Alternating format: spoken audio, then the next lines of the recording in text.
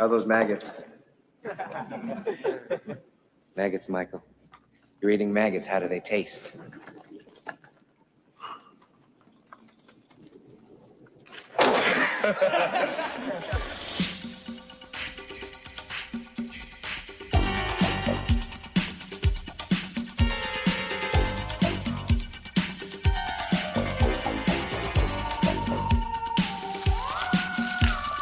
Stop that. Whoever's fucking crunching that shit.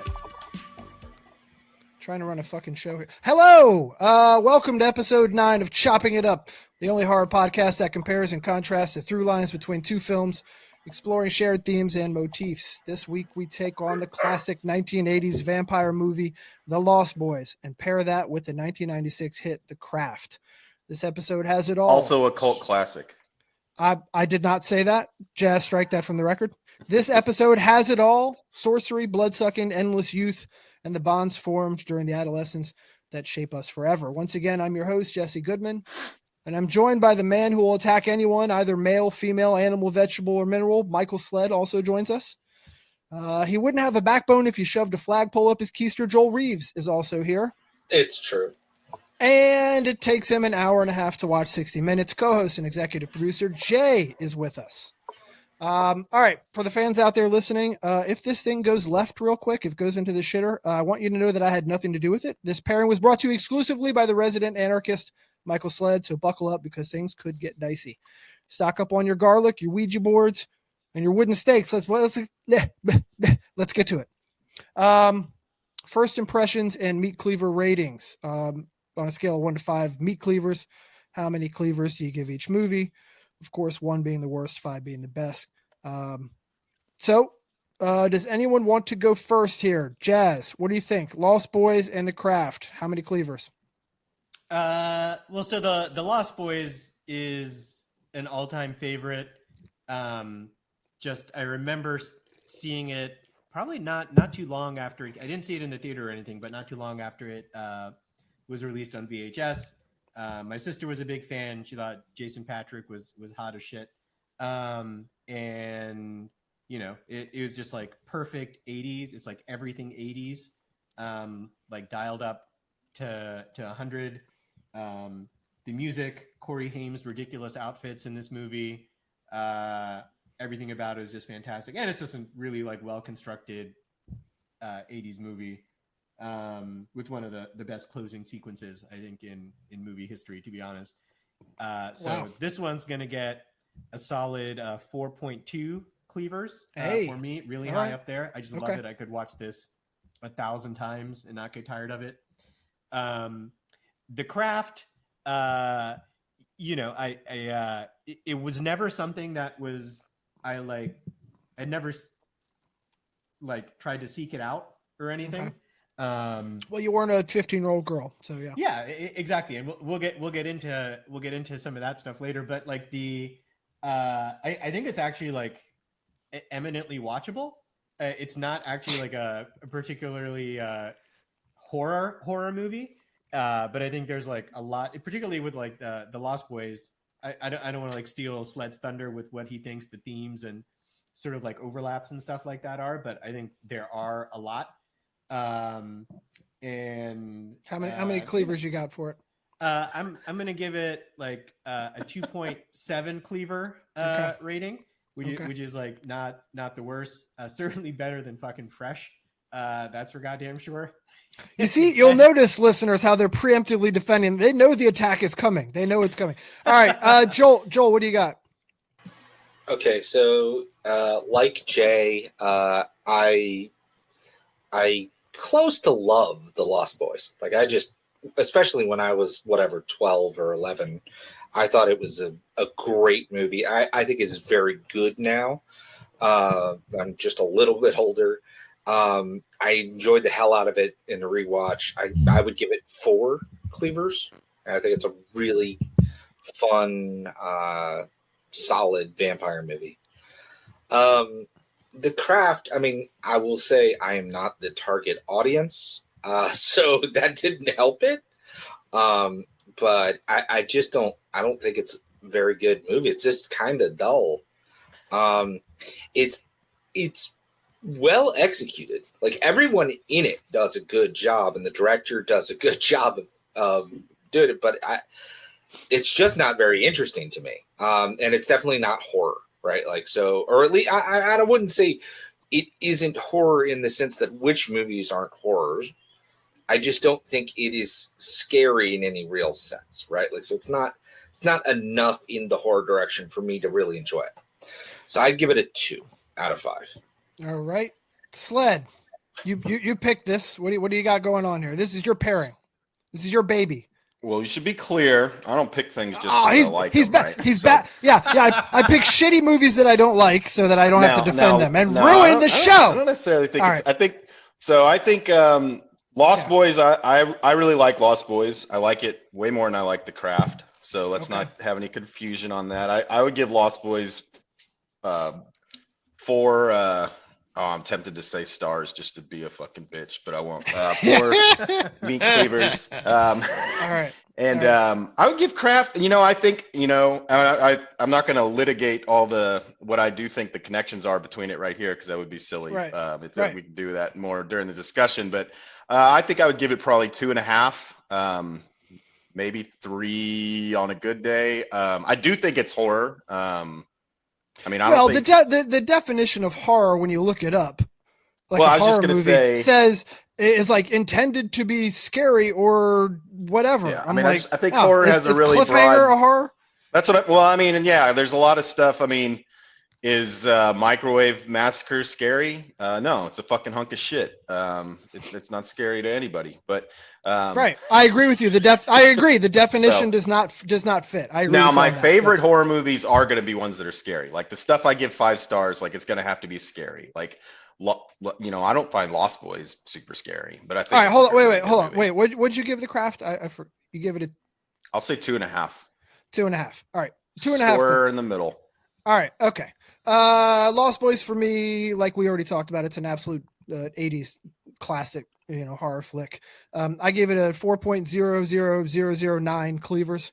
It's better than I remembered it. I hadn't seen it in a while. It's one of those movies that like perfectly balances the I guess like schlock or camp with gore and legitimate acting chops. It's got a great plot, backstory, cinematography, everything. Big name actors all over, all at the apex of their powers, and all during that decade when like anything seemed possible. To me, like the 80s, I don't know, to me the 80s were like the roaring 20s, like all over again from what I understand. It's just the decade of decadence, and that sometimes I think that like overindulgence with how people act or the affect or how they dress, like it worked artistically and like cinematically. And like Haim, Kiefer Sutherland, J.C. Patrick, Jamie Gertz, like all of them just absolutely, bringing the A game. So How you leave out Feldman? Feldman, yeah, sure. Well, Rod first time Brothers Haim and Feldman on, really clicked, got together on the screen. The Craft, I gave it 0.198 cleavers. I found it exceedingly difficult for me to get into. It's basically a soap opera / high school drama. And that's not wrong. That's not like a bad thing in and of itself. Because I loved like Beverly Hills 90210. I watched every fucking episode of that show. You could just give Shannon Doherty, like R.I.P. Shannon, some like witchy powers and I'd be in, but this isn't that. This is so They uninteresting. made a whole TV show where Yeah, They they in did fact that. did. Yeah, Yeah, yeah. it was Charmed. Right. And it's Charmed was based on what? And like, Charmed I was know. based on Yeah, what? No, Right. I'm just saying. Right. It's literally that, right? Yeah, Like, but this was so uninteresting to me that I like truly had a difficult time watching it. I watched it 3 times. No real gore, unless you count like the room full of snakes and rats, which wasn't really gore per se. No murders unless like the Chris tumbles out the window, the guy gets hit by a fucking truck. We don't even see Chris hit the pavement. Anyway, just nothing for me to dig into. I'll never, ever, ever watch this again. And whoever selected this film should burn in hell. All right. From there, we are going to transition to the next segment, which is Joel's movie stats, where he breaks down any background info on the directors and actors, gross and domestic, and all of the interesting stuff. So let's take it to Joel's movie stats.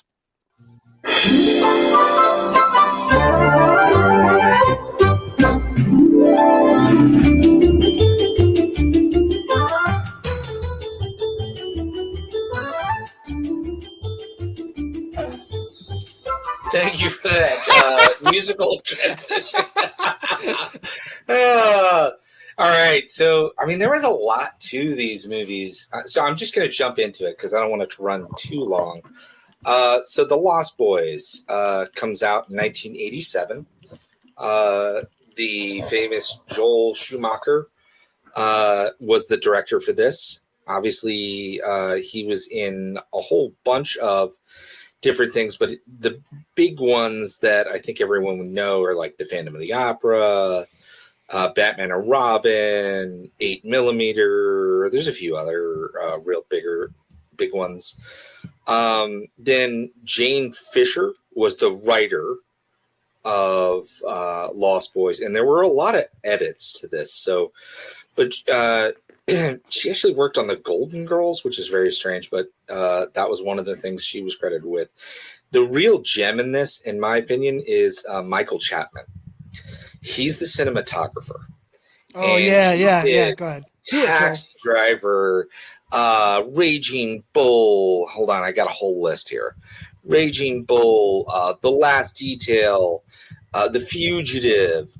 Let's see, I got another one. Primal Fear. I mean, he was just all over the place. And you're talking those movies span 2.5 decades, right? Like, Yeah. so he's a big dog. A And then freaking Richard- magician. Yeah. Yeah. And then Richard Donner is one of the producers of Goonies fame. Mhm. And my understanding is and Jesse, I think you have a lot more on this, so you can come back to this later or jump into it now. But Yeah. there was a lot more of a Goonies feel to The Lost Boys in the first draft of the script, which I Well, think there's still a little bit of it. Yeah. Do you want to get because- into it now, or you well, want to come back to it? we can come back to it, but just as okay, yeah, we'll come back to it. Yeah. Well, I do Okay. want to say this, that Richard Donner was originally supposed to direct this. Mhm. And he had a conflict. I think he was doing Lethal Weapon, or there was something. Yeah, something no, else. that's exactly Is what that it was, right? was Lethal And Weapon. so he turned it over to Schumacher for this. Yep. And thank God, because Yeah. Jesse's going to get into it, but there were a lot of things changed. Yeah. As I was reading it, I was like, oh my God. But so starting out, and this is what everybody comes here for. It's the numbers. This is really a numbers. That's true. It's a math podcast. Come on, Yeah, let's be honest. It is. They're here for Joel. Um, I actually did so- have one listener who said, who actually, no, two listeners, one who said you bring it every time, and another one who That's- thought and this is actually more disturbing than anything I've ever heard in my life, said your voice was soothing. All right, go ahead. What'd they say about me? Thank you, dear listeners. I'm here for you. That For you is the people. most disturbing thing I've ever It heard. really is. I might It not worries sleep me a tonight. little too. I might not sleep tonight. I listen to my own voice to sleep. Now, so the runtime for You play your Lost Boys. voice Let's do that. At Abu Ghraib.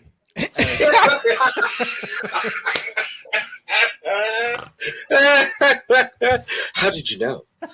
So the runtime for both these movies is really in a nice sweet spot. For The Lost Boys, it's 1 hour and 37 minutes. It's pretty lean.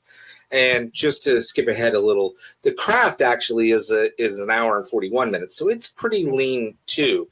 And that perfectly So- reflects the 80s movies were 1 hour and a half every time. Yeah. You start moving In and into the Boom. 90s, they start inching up a little bit. Once you get to the aughts and everything after that, it's like, oh, we got to do Everything's 2.5 2 hours. Well, everything's maybe you're accidentally highlighting one of the things that I think is an interesting contrast between the two movies is while The Lost Boys is very 80s, The Craft is, I think, a really 90s Eminently movie 90s. also. Very Yeah. 90s Yeah. movie. So, Yeah. Sure. Yeah. I think that's true. Very 90s. So the budget for The Lost Boys, and they did a lot with it, was $8.5 million. It grossed $32.2 million. So I did a little research just to back up the things I've been saying on this. Roughly the ratio of gross to budget you want is 2, right? You want to double whatever the budget is for it to be considered break even. So it made nearly 4 times. So it was a big hit.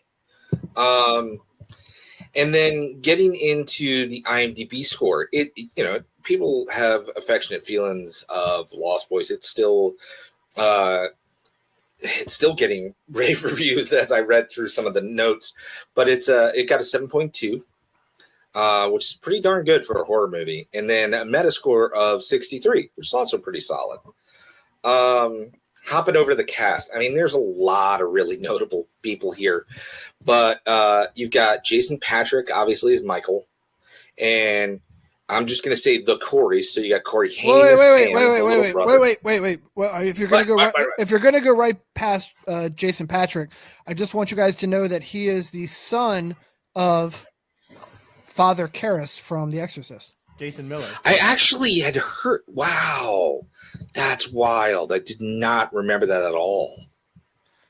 Well, so I think you and I both know this one, Jess. Yeah. But so Jason Patrick and Jamie Gertz. Jamie Gertz is the actress who plays Star, who I had an immense crush on when I was 11 or 12. Criminally slept on hot woman actress So from hot. the. Oh Are my you God. kidding me? No one remembers Jamie Especially Gertz in this movie. and this and Quicksilver, which shows she was a bike messenger.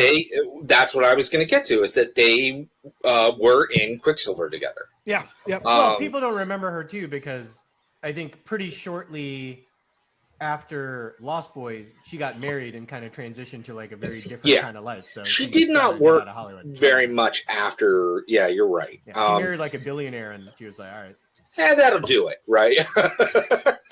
So Smart. yeah, so Jamie Gertz is Star. Yeah, no, exactly. You got Corey Haim and Corey Feldman. Corey Feldman is one of the Frog brothers, Edgar and Alan. Come on now, you gotta love it. I'm sorry, Edgar Mueller. and Alan Frog.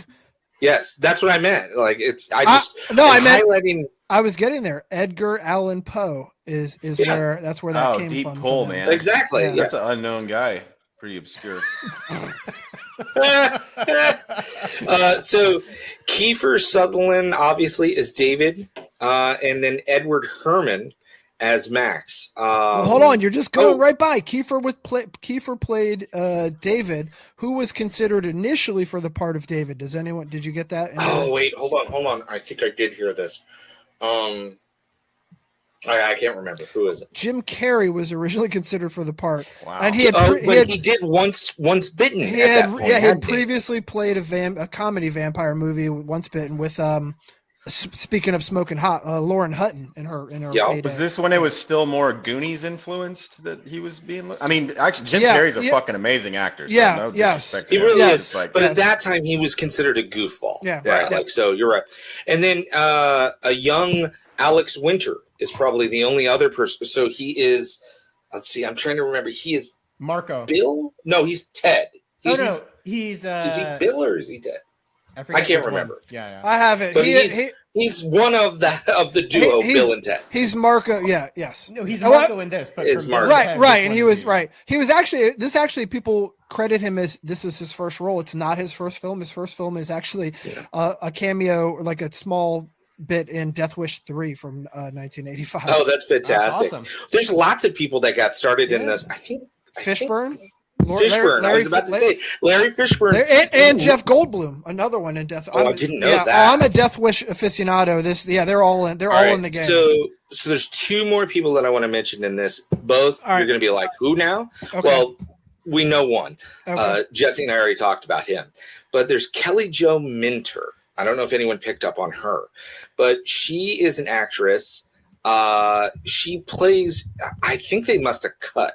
Can I chime in here? I did a deep dive on Kelly Jo Minter. Good. Can I at least list the movies that she's in? Sure. Summer School, which I love. Perfect. People Under the Stairs. Yes. And A Nightmare on Elm Street, Dream Child. Got you. Now you missed a couple. You missed a couple. What is that? She was in. I think that's 5. She was in The Principal with Belushi. Oh, she was in Out for Justice with Steven Seagal. She was an uncredited hooker in that. Or as they say now, a sex worker. So in the movie, In Lost Boys, She's in the video store. she works with Max at Yep. the video, who runs the video store. Her name's Maria. Oh. She had several scenes that were indeed cut from the original script. Yep. So subsequently, we only see her very briefly. Actually, as I think there's two scenes. One is David and his vampire buddies stroll through the video store. They Yep. kind of, one of them And kind of they're flirts. giving her a little time Well, and flirting with her. Yeah, they're flirting with her. her. We came here to see you and all that stuff. Originally, she had several scenes that sort of helped flesh out Max's character and developed it via several conversations with Lucy, who eventually starts working there, right? Sam and Michael's mom, and talking about her potential dates with Max and all that stuff. She was even in an end sequence that was never actually filmed, but was written. Maria and some other teens were to crawl into the caves where David and the others slept, and then the camera would have, the camera sort of pans up behind them and fixes on an old mural on the wall as they crawl past it. It depicts a typical day on the boardwalk in the year 1900 at the turn of the century. The camera would slowly pan into the painting to reveal a grinning man wearing a straw hat talking to a group of young men. It's in fact Max, and he hasn't aged a day. See, I think That that would have actually been a cool leads. thing. I mean, I don't want to jump into part of the discussion, but one of my questions was like, how old? Like, they don't really get Yeah, into that back. we gotta- Okay, right? one thing really quick, and I didn't bother to look into who did the costuming, but I think whoever it was, just because we don't normally go through it, but whoever it was did a particularly good job with the Lost Boys, because I think their costumes were specifically like time amorphous, right? Like there was all sorts of things about them that looked kind of old timey, but could have been new wave punk. And like, I think that was a very purposeful thing. Anyways, you have All right. anything else? before No, I that- switch? that was I have it, a sorry. Lost Boys one. You missed one. A big one. Diane Weiss. Who? Diane Oh Weiss. yeah, Diane. Yeah. Yeah, She's Jesus. in like a ton I'm of shit, so like sorry. Diane Weiss Parenthood, Well, from Parenthood, and yeah. Yeah, you're absolutely right. Can I- And of can course, I- she is the mother in this, so I Yeah. can't believe I didn't Can say Well, you Diane. only briefly Footloose. touched on Edward Herman, who is in Gilmore Girls, which is a great show. How about he's in the Munsters? I mean, come on, if we're talking high art. Right. There was also Grandpa, who Grandpa wasn't in the Yeah. original script at all, but was added later on, which we'll get to. Schumacher hated it, but he was also the old doctor in Doc Hollywood with Michael J. Fox. Yeah, Bernard brilliant. Hughes, Yeah. right? Should have been. Yeah, Will so- Brimley. All right, you want to get right to it, Joel? Come on. All right, and so then I'm gonna hop over to The Craft. No, So The Craft- no, you're not. You're absolutely fucking not going to go to the What? crowd. What? You're not going to discuss a gentleman. Oh yeah, a Jesus. gentleman. Oh, a gentleman. We named- forgot. We forgot. Or I forgot. Shame on me. Actually, hold on, yeah, Joel. Don't get to it. Don't get to it yet. Jay, hit the music. Oh, you want me to cue? I want you to do the music, then All you right. could do the intro, Joel. I'm going to dance to it. Right? here I'm we going to take go. my shirt off and oil up for this. Yeah, you have to. Oh yeah. Uh-huh.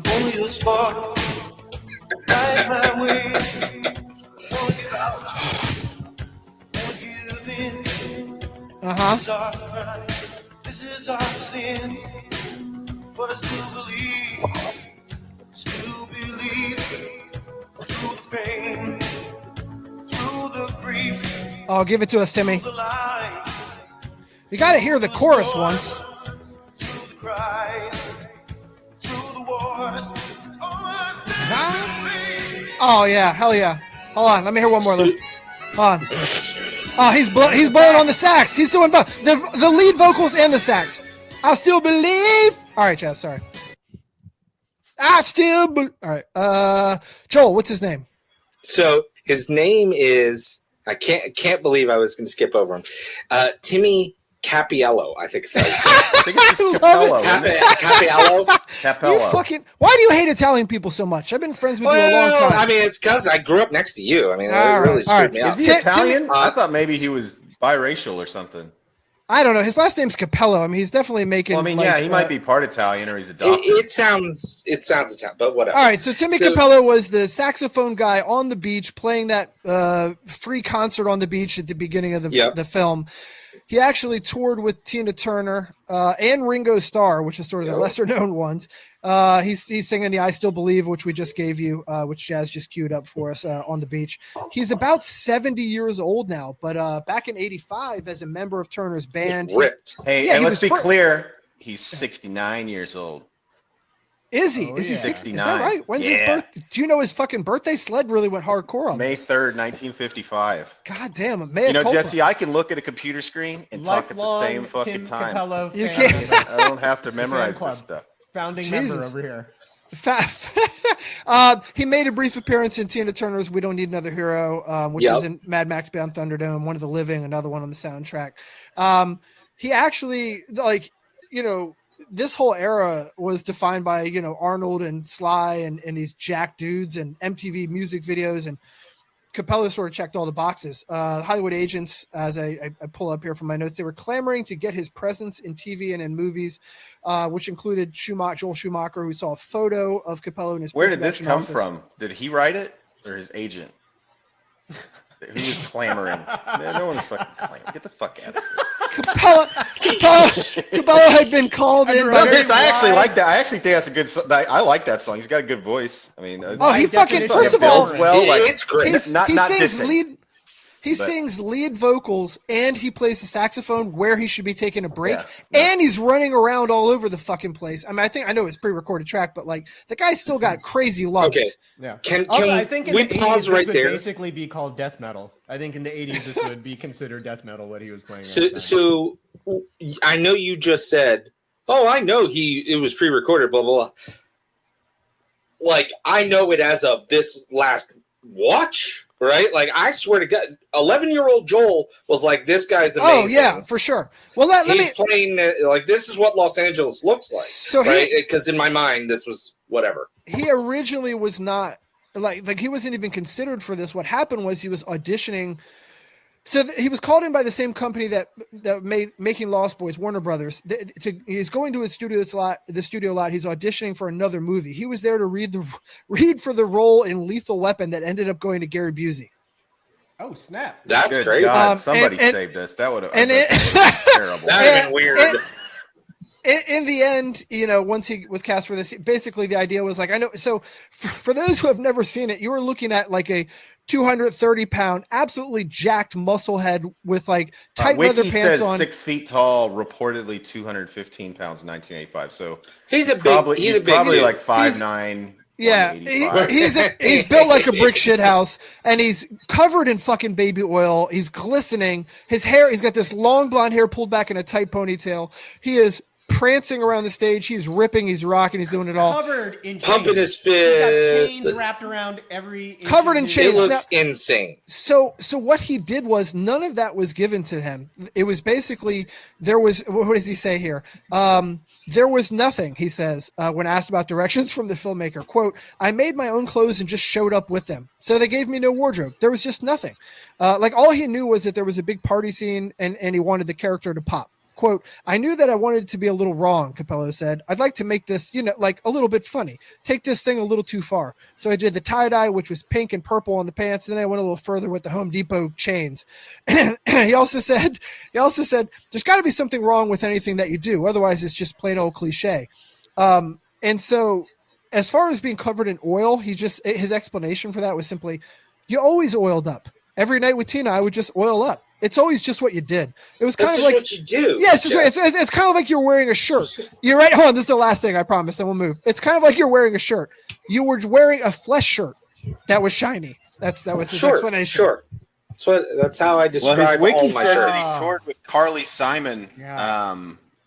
and appeared on stage once in a leather G-string as well as chains and a dog leash by which Simon Again, on the stage. So it was he had the leather background underwear. and the That's what it chops to bring that here. He knew what He yeah. brought it. How He much fucking brought it. cocaine? How was on much? that Just set? Well, I tell you what. So he actually said, it's funny you say that. I wasn't going to read it, but he's quoted as saying, with regard to Corey Haim, speaking of, you know, Oh Jesus! Is he of- the one who was it really Charlie Sheen or was it this guy? So Haim is a fucking rock star, right? As like Capella is basically saying every day after their scenes would wrap, they would all go back to Haim's hotel room and party and fucking. He would just like hold court. Everyone was mesmerized by him, and he was just a super charismatic. That's so he's just like fucking hanging out with Haim. 14-year-olds. Like He's like 15, Yeah, 14, man, I was 15 fucking years- holding court with the fucking little kids.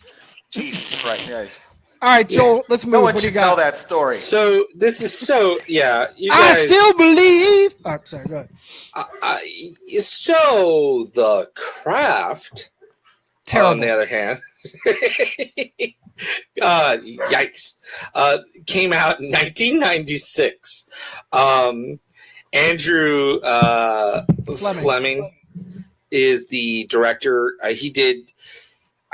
God, I mean, like, I haven't seen it. I want to at some point, but Hamlet 2 is it's like a farce comedy. That's like the most famous thing he's done other than this. His first film was a 1988 slasher flick called Bad Dreams. That was a blatant Nightmare on Elm Street ripoff. Oh, I remember the cover of that. I never saw that. Yeah, the fact that I never saw it is not a good sign. Me either. Absolutely. Now I'm gonna go see it. So Peter Filardi, I have no idea. Feel free to mock that. Is the writer. He's not anyone. And then Alexander Gruzinski. There we go. I think I got it. You got it. You nailed it. He was the You're anti-Polish cinematographer. now too, or you get their No, names no, no! right? I nailed that one. Apparently, I'm pro. So he was cinematographer for Tremors, which fucking love Tremors. Which is funny because the bus driver in The Craft, played by Tony Gennaro, is also in Tremors. who played Miguel in Tremors. Yeah. Yeah, you're absolutely right. And so one of the producers is Ginny Nugent, and we're on Tremors as well. Nguyen. So Nguyen. there you go. Nguyen. Is it Nguyen? Okay. Well, is it Win?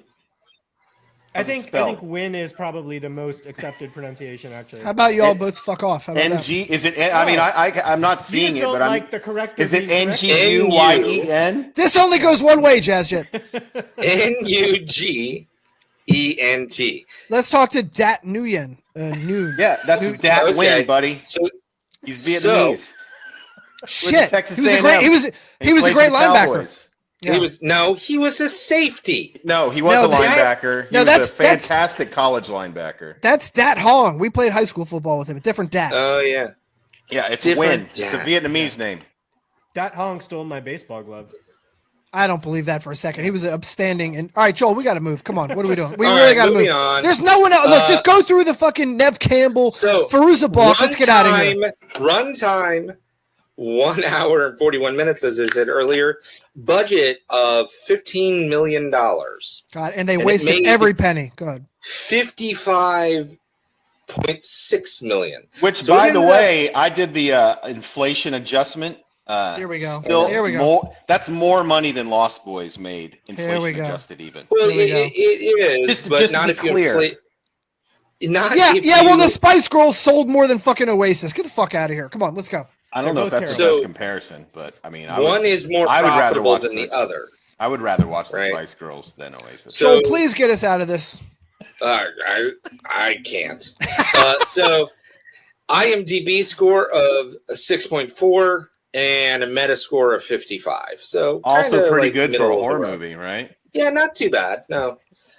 So I'm going to go through the cast really quick. The Real big quick. four, real quick, is Robin Tunney. She was Sarah. And she's known for, I think the big one at the time was Empire Records. That was her first big role. Yep. She's the girl who tries to kill herself.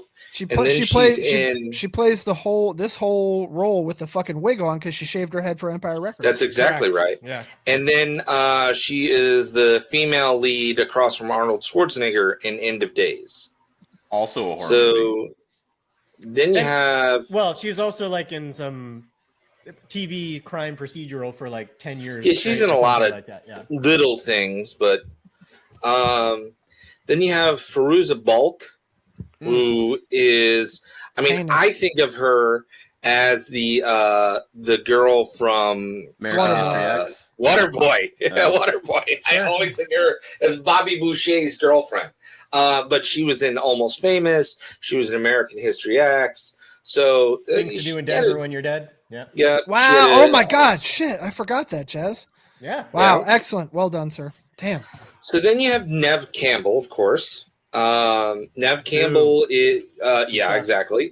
Now, what's interesting is Skeet Ulrich, who is like the male like asshole that they all get mad at some point, is also co-starring in Scream with Nev Campbell. Do you know the Skeet same year. Ulrich's real name?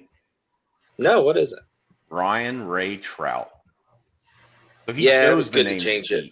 Skeet. Hey, I think that goes on a poster easier, at least. Yeah. Well, Brian Um, Ray Trout, he had one. He's like, I'm not good at baseball, so I have to, I have to change. He my name." he yeah. he actually he changed his name Oh, his to nickname honor was his. Skeeter.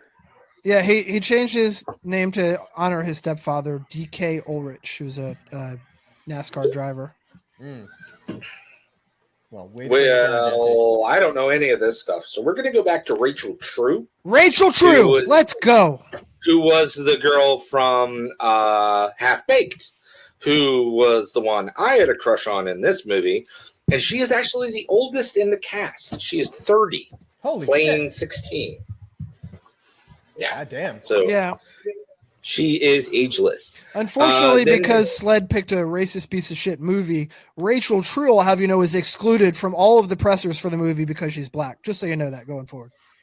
I thought the movie made a point of how they were racist towards her, didn't they? Because the fucking Yeah, the chick ironic- fr- the chick from ironic, Brady isn't Bunch it? Was, chick from Brady Iro- Bunch, the movie, was being a bitch to her, right? Like, Ironic, isn't it?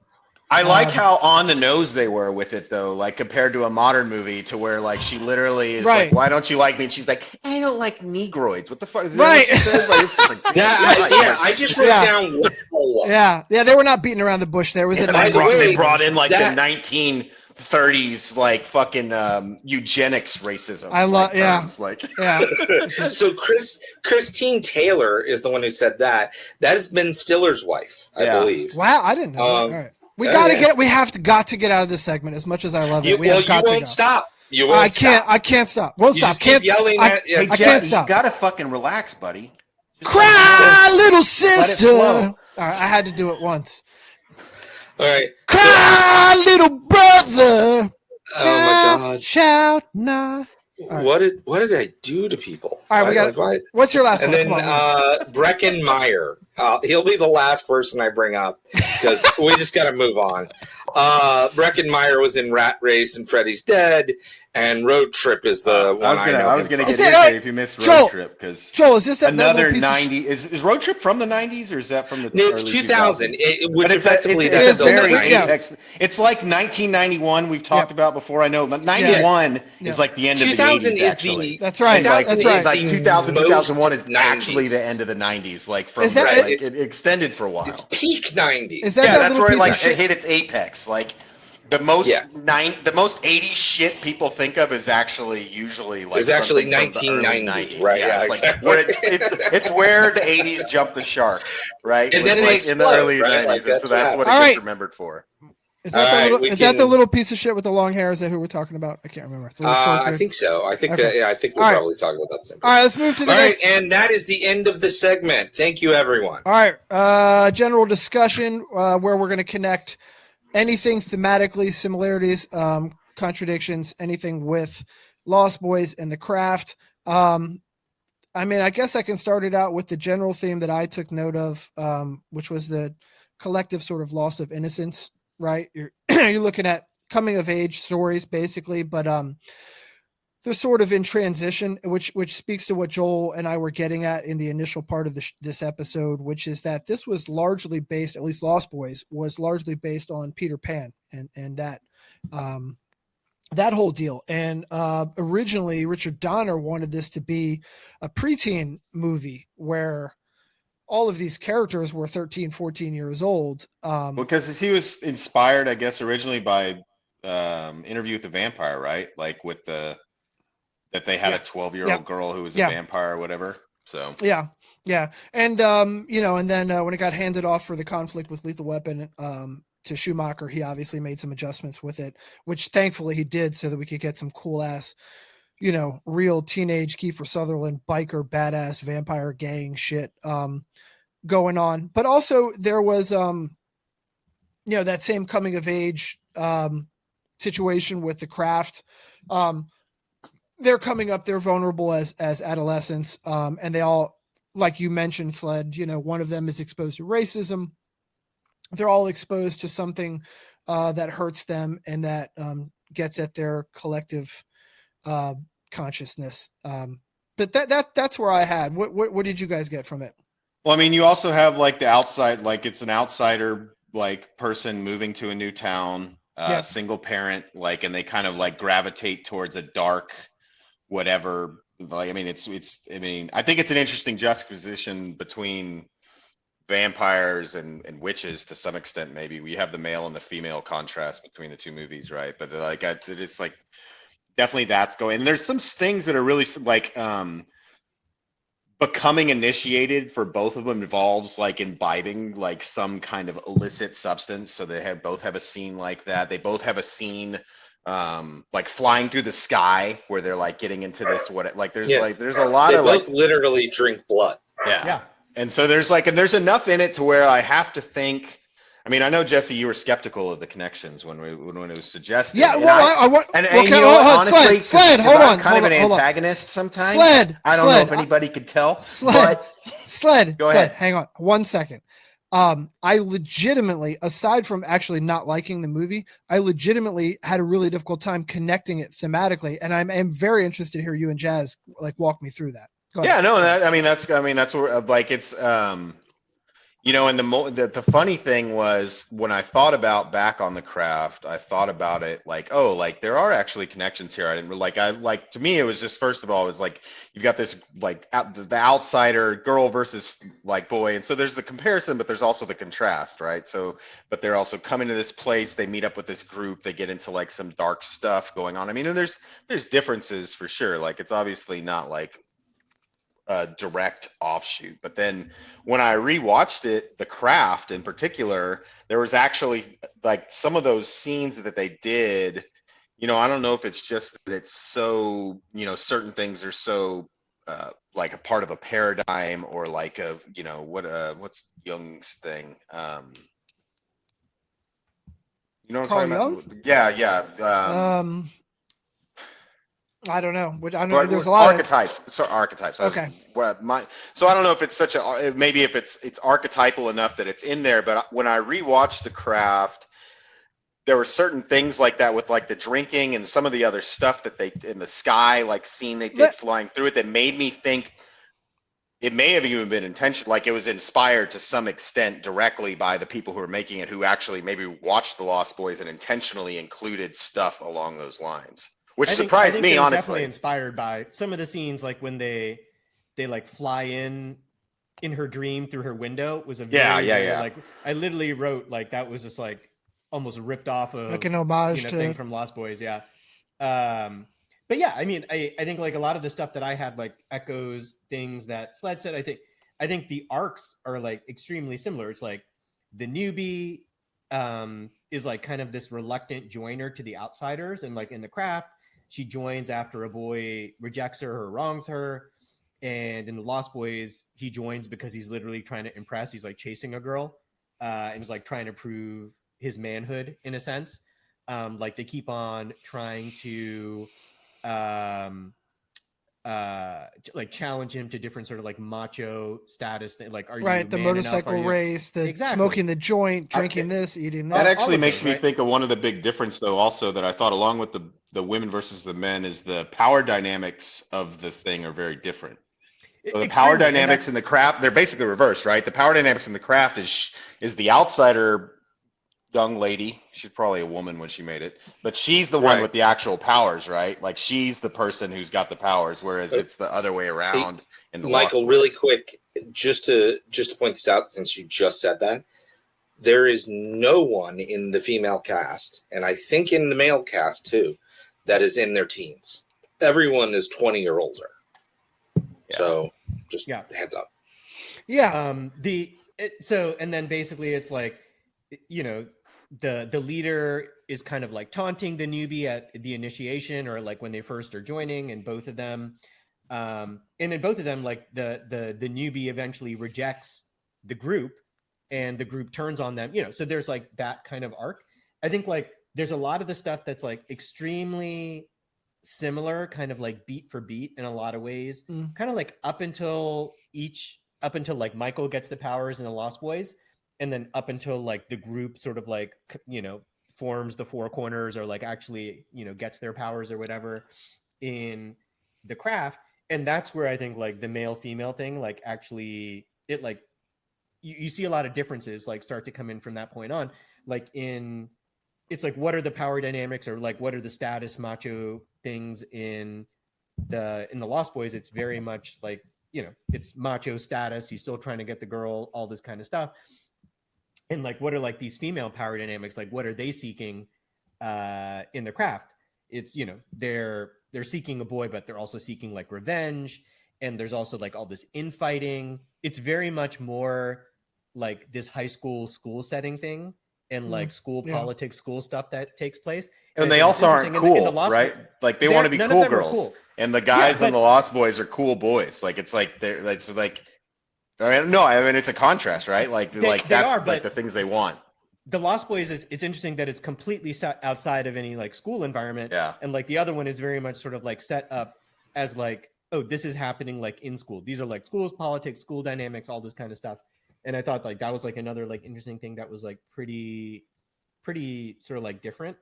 And then the other sort of ways they mirror each other in like who's missing in the Lost Boys. Like they're missing the father. You know, Michael's missing the father, you know, from divorce. And then in the Craft, Sarah's missing her mother because she died, you know, and she killed her. Yeah, in a sense. Giving I'm I'm sure the baby intended it. Well, they certainly imply that the mother like sort of almost like transferred her power to the kid or something. Yeah. That's the kind of thing that I sort of got. But it's also interesting in that, like in the Lost Boys, like once Michael's like, yo, fuck this shit, like the redemptive arc is like getting rid of the powers, and it's all about family and how like his little brother helps him you know, save himself, and in the process, you know, save a bunch of others. And then in the Craft, it's about like embracing your powers that actually sort of resolves the situation. And it's like, you know, it's her mother who's telling her, like her deceased mother somehow speaking to her, like, be yourself. And there's no other outside influence. She just kind of like does it herself. You know, that's one of the other things that's interesting I thought about the Craft is like everything that happens just happens with those four girls, right? Other than like the little thing with Chris, there's nobody else who has any influence on things. Like the father is useless or absent. The well-intentioned, you know, the boys are like evil or, you know, using them. Whereas in the Lost Boys, it's very much like, oh, family is good. It's like a bit, if the family's got your back, it's like, you know, I just thought it was like an interesting contrast the way they set it up against each other. And I do think there's like some male female sort of driven differences. Well, I think of something, but I think Joel, you had something, a comment, I think.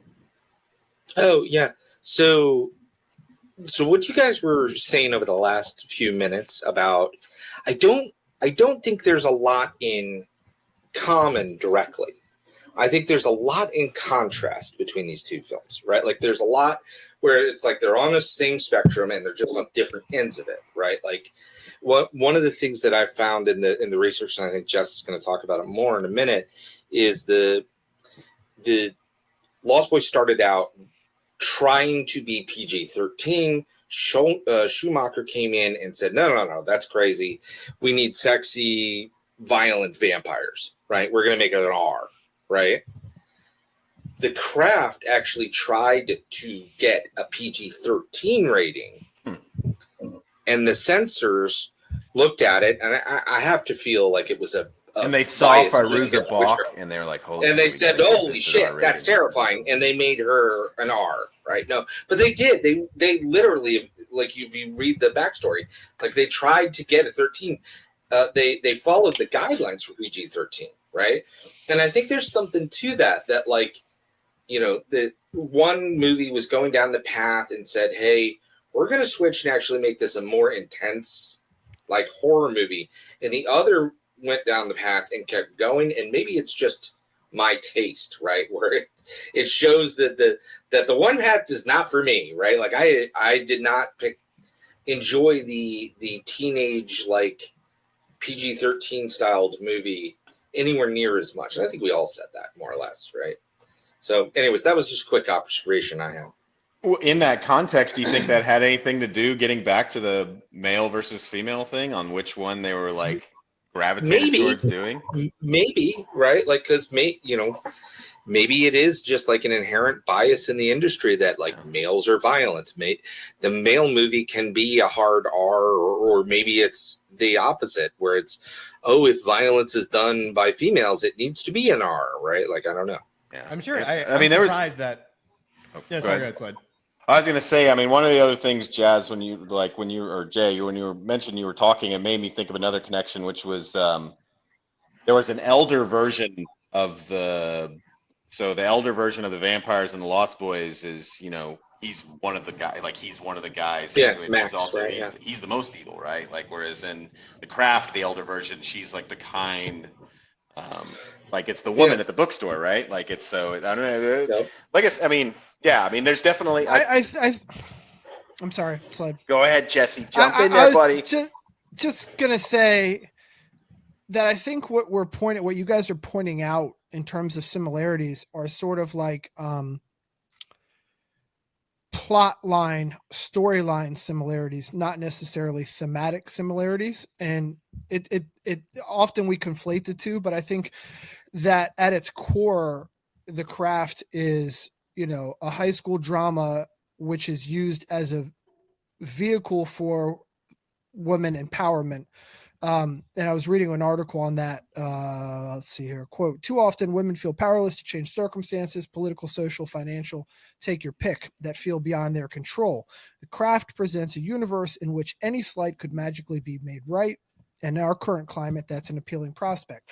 So, you know, while you're tackling issues like bullying or racism or poverty or body issues, you know, abuse, suicide, sexual assault, the overarching theme here, you know, if there is one, is that, you know, women don't need men to rescue them or help them or address or overcome their issues. They're, you know, they've got painful physical scars like Nev Campbell, or financial ruin like Fairuza Balk, romantic rejection, etc. It's all about empowerment.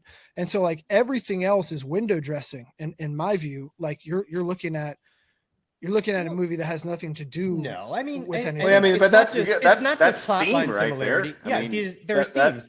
There's No, yes, there are many there's- themes. None of them there's have the to do new with any of the person- themes in The Lost Boys, and No, none of that's them are hard. incorrect. You don't No, think they're both that's coming of incorrect. age stories? Exactly. I It's the said new that. per- I said that at the beginning. Well, No, I mean, listen, we're just listen. saying that's the theme of them. I mean, is Lost Boys a scary movie? Yeah. If we did a podcast on thematic similarities versus thematic differences, there would be a 6-hour podcast on differences and a 13-minute podcast on similarities. Differences or No, contrast? yeah, But is the contrast there's- intentional? No, as in one has nothing to. It's like comparing broccoli and shoes. It's like not the same thing. Jesse like made up his mind and was like ready with these talking points no matter what we said. So you have to dismiss all these things and we'll get to the meat of it. Okay, so let's move on to favorite kill or favorite scene. And we actually have a ton of gore, a ton of kills. So I don't feel like anyone's going to go favorite scene. I think we should probably go favorite. I'm going to kill, go but- favorite scene, but that's fine. Shit. All right, then lead off. Go. What do you got, Sled? All right. Well, so which movie am I starting with? You can go with either one as long as you cover both of them. I was just going to start with. No, you go first. All right. I like to Lost think. Boys. Yeah, the one from the Lost Boys. I'm a nervous peer. The one that from the Lost Boys that scared me most as a kid was the scene where David and his crew bring Michael to the beach to show him for the first time that like their transformation to vampires and like how they got to feed. They have to attack and murder the punks dancing around the bonfire on the beach, like the dudes with the mohawks, chugging beer, tattooed, stomping around to Aerosmith and Run DMC, Walk This Way. Like for me as a kid, like kid Jesse thought those were tough, badass dudes who were going to fight back. Like I thought there was going to be a brawl or something. And then you see David and his, crew just bite their fucking heads off with blood fountains in the air, and their necks broken. They get ripped apart and they get tossed in the burning fire. So it's pretty horrifying and effective. So I dug that a lot. That was like a good segue into, I don't know Yeah. if this could go into questions, but I thought Yeah. like one of the things that stood out to me on the reviewing of the Lost Boys was, especially in like the sort of like ending sequence in the house, what terrible, weak vampires these guys are. And like, basically it's Yeah, like, there were they some took trash out- ass. Even Max was a trash ass vampire. He got killed by Pussies. like the young upstart guy. Like, He got It's killed like they very took out easily. all You're these- right. yeah. And how old are these fuck? That gets back to the how old are these fuckers? Like, 'cause, most vampire lore, like a yeah, guy well, like Sled- Max, if well, he's Sled- Well, old, they took out. Hold on. Let me just say, okay. because to specifically bring it up in contrast to what Jesse was saying, like they took out all these thugs, these supposed tough guys on the beach. Yep. But it And was then nothing. in the Lost Boy, Right, yeah, and then in the final sequence, it's like unless the Frog a Brothers, who are prepubescent clearly boy pushes fucking like me autistic, lightly with his hands, like- and I fall into the tub. It's just like you guys, it's terrible vampires, weak vampires. Yeah, the guy is it Alex? The guy from or Marco. Yeah, That's Marco the in name the is movie. Alex Winter. He gets killed with just the amount of force it takes to put a stake through someone's sternum is a lot. And it's this little kid going with like a tent spike. Now, again, when I was a kid, I didn't think this at all, right? But like they remind me more of the vampires in From Dusk Till Dawn, where if you remember them, they even make a point in From Dusk Till Dawn of saying they're kind of like Jello. You can like punch right through them, right? Like because these guys' bodies don't have any constitution to them. But sorry, you were saying, Jess, about like what kill. Yeah, so that always freaked me out, especially because that rival gang was supposed to be badass. I mean, they're all credited as being in the credits as being quote surf Nazi number 1, number 2, number 3. I actually did a deep dive on like, were they Nazis? Like, were they actual? I don't know why I got so sidetracked with this, but it like fascinated me, especially because they were in the opening scene on the merry-go-round when David gently caresses the one lady's face right in front of her boyfriend, who's one of the surf Nazis, and they start to get into a beef before it's broken up by the security guard. And it turns out that like they're, I don't think they're actual Nazis. They're like the term Nazi was like used. What's the word, like colloquially back then, which just meant in that small town of Santa Carla, which was a stand-in for Santa Cruz in California, just like surfers who hated tourists, and so it was for townies. You were basically like policing the waves as surfers, or you're policing the town, and you didn't want tourists there taking up your waves, clogging up the boardwalk, buying up all the stupid shit that they sell. So they were called the surf Nazis for that reason, but they weren't actually Nazis, but they were supposed to be like, they got mohawks and tattoos and they're chugging beer and stuff like badass dudes. And just to see them get slaughtered like that was good stuff. I didn't have anything for the favorite kill or favorite scene for The Craft. So, I mean, differences aside, thematic similarities or differences or any of that stuff aside, like it to me was a just boring movie that did not belong under the designation of horror why for do you me. hate women so much? Are you kidding me? I love Laverne Look from how he's struggling. Creepshow.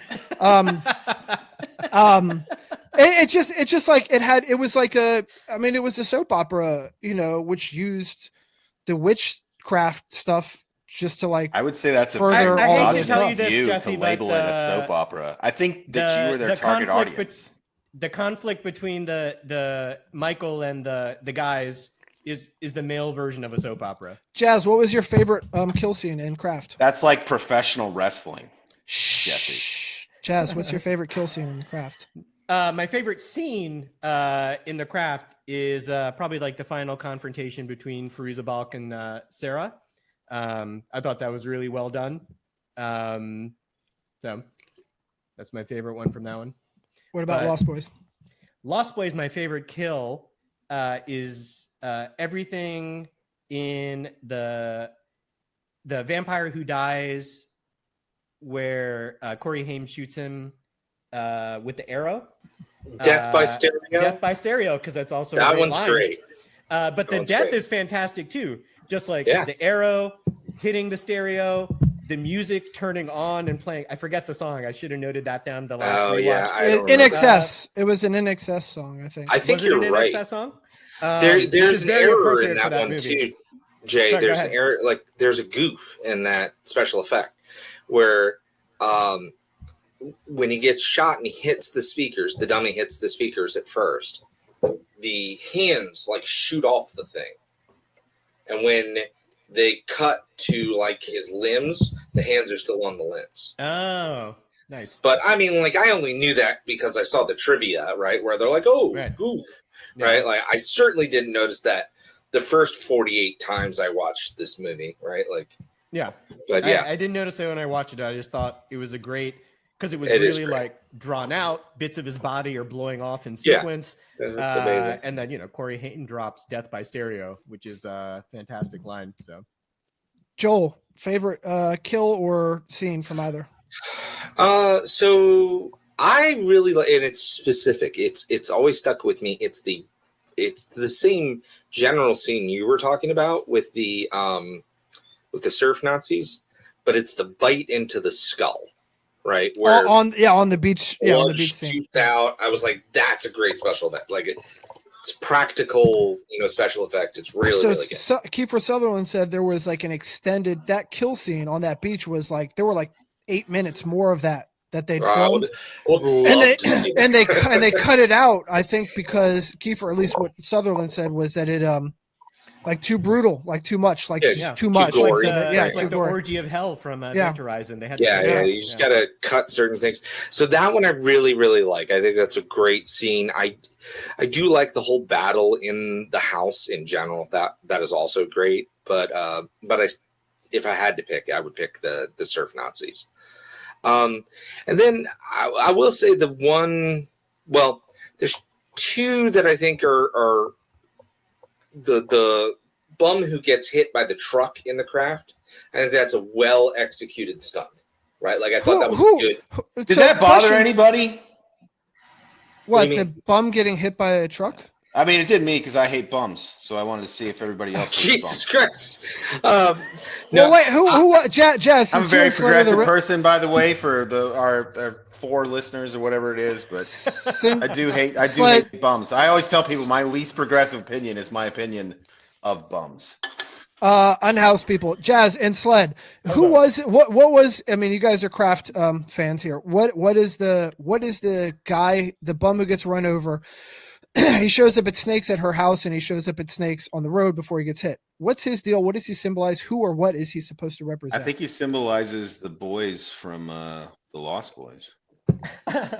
In reality, I think he symbolizes like you have come to the new place you have arrived at is a dangerous place, and you can't escape the danger except by using your power. He is a weird inclusion though, because I've had this thought a lot. Just in general, like it's it's like, who the fuck is this guy? Like, is this like, There's how did plenty this of get ways- included in yeah. the movie? Like, yeah. There's plenty of ways to show Jazz. I know you sound correct, Jazz. What you're saying, I'm not saying you're incorrect, but like, there's plenty of ways to do that without like having this weird bum show up at your door with a snake. Murder a homeless man, right? There's- I mean, Although I you're thought maybe it was asking a me bit what of he a- represented, not Yeah. necessarily like is that the way that I would Right? No. represent the situation. Yeah. the one thing it reminded me a As in little the of movie, being that's in, what I being, think it means. Yeah. being in a horror lore mindset. The one thing it reminded me a little of was it some sort of homage to Hellraiser? Because there's the bum in So- Hellraiser who's like kind of like this guy who's I like a thought it was more hardbringer. like Like I don't know that. what he is, but it's like it's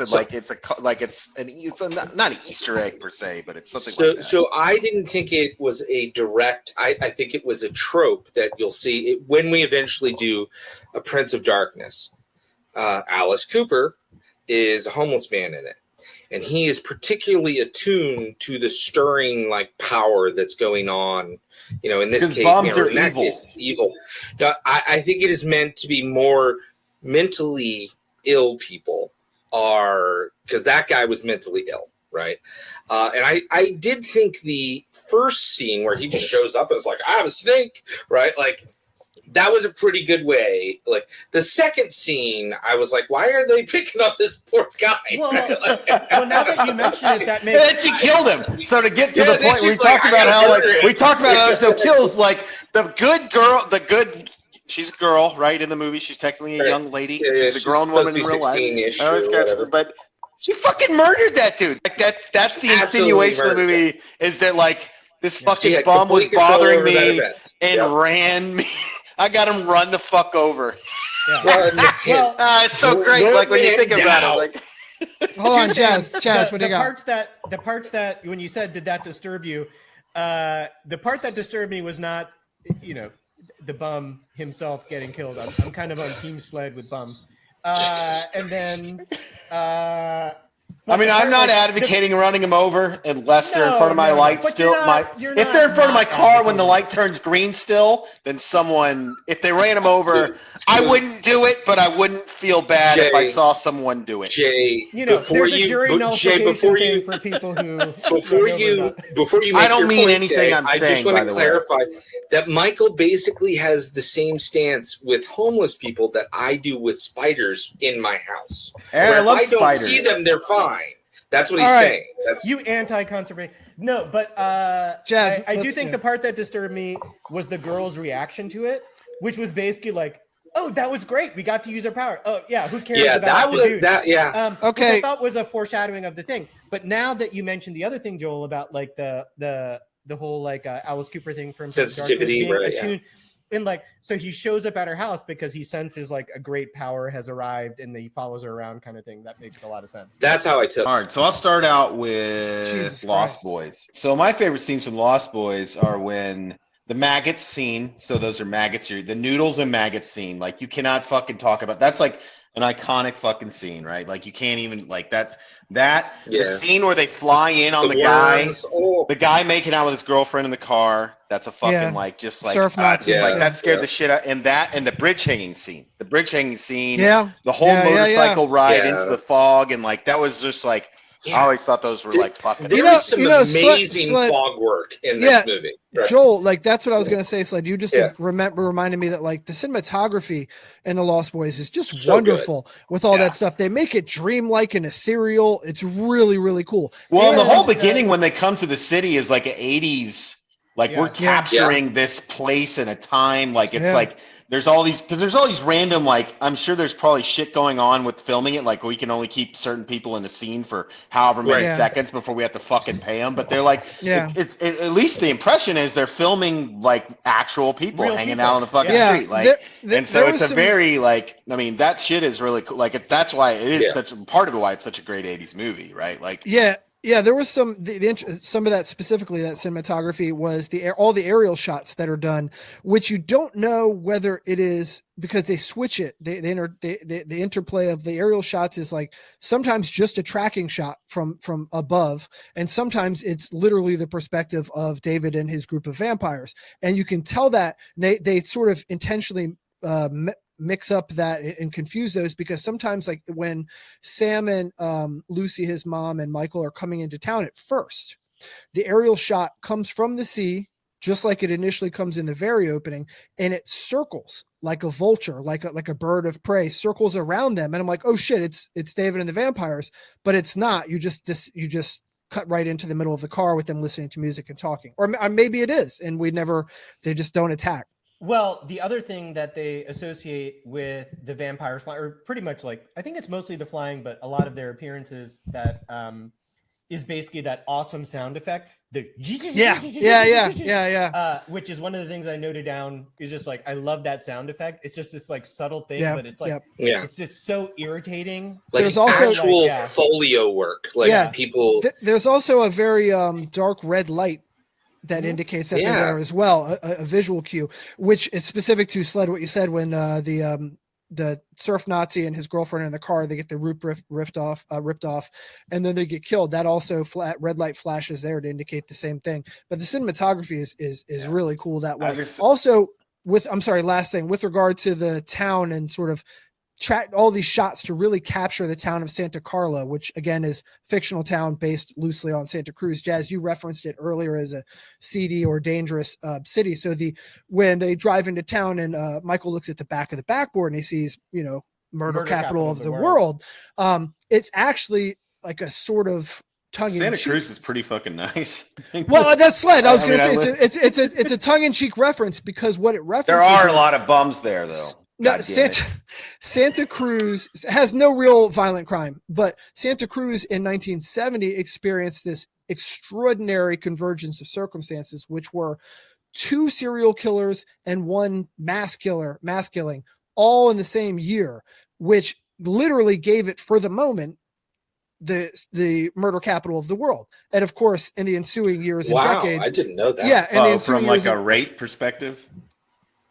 Yeah. And so in the ensuing years and decades, it is a sleepy, fun, safe Surfside town. but that 1 year. So that's what that's what gave it that sort of misnomer after all these years. I think some members of the Weather Underground hold up there in the 70s as well. Really? One of the places I forget the Weathermen. Weather Underground. It's the same group. Same group. Same organization. And I don't know if that's the place they did their bombing of the bank. Could have been. That might have been it. Well, let's hold move on. I wasn't fucking done.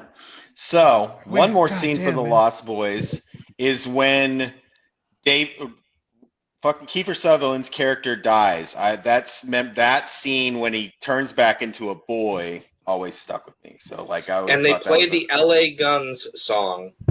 LA Guns being Cry Little Sister. So yeah. And now The Craft. I didn't even get to do The Craft. So I'm gonna stick to one for The Craft because you've been bitching. It's Gerard McMahon, not LA. The LA Guns covered. It's a McMahon. Gerard McMahon originally did that. Is that right? Okay. Yeah. So go ahead, for Sled. The Craft. Cry Little Sister. Sorry, go ahead. Yeah, no worries. I'm sorry. The Craft, my favorite scene, the one that stuck with me the most, maybe from a horror perspective, being a horror movie, of course, was. Did you say horror?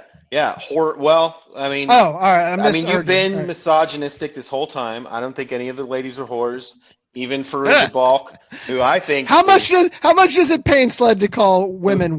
Who I think is hot. I think Fairuza Balk is hot. I mean, I know we had some arguments about who's the. I mean, we're rating women from these, anyways. But the scene with Neve Campbell when she's getting the surgery on her, or the stuff on her scars, actually, that's pretty gruesome.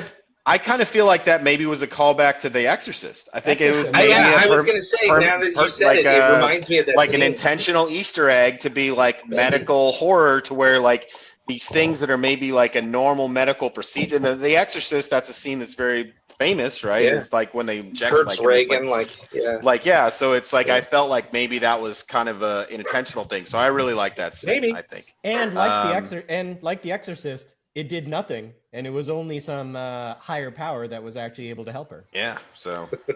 Okay. Jesus, I mean, is this movie an all-time great? Really, I might have to reevaluate my score.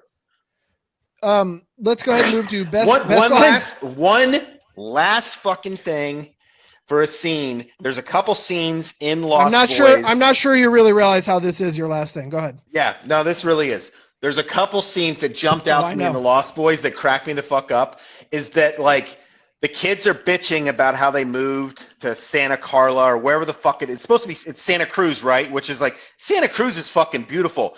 And their reference is always like, I just moved here from Phoenix. Phoenix is a fucking shit heap city. Like there's nobody in Phoenix who even wants to live in Phoenix. And like that part was always, I didn't know if that was an inside joke.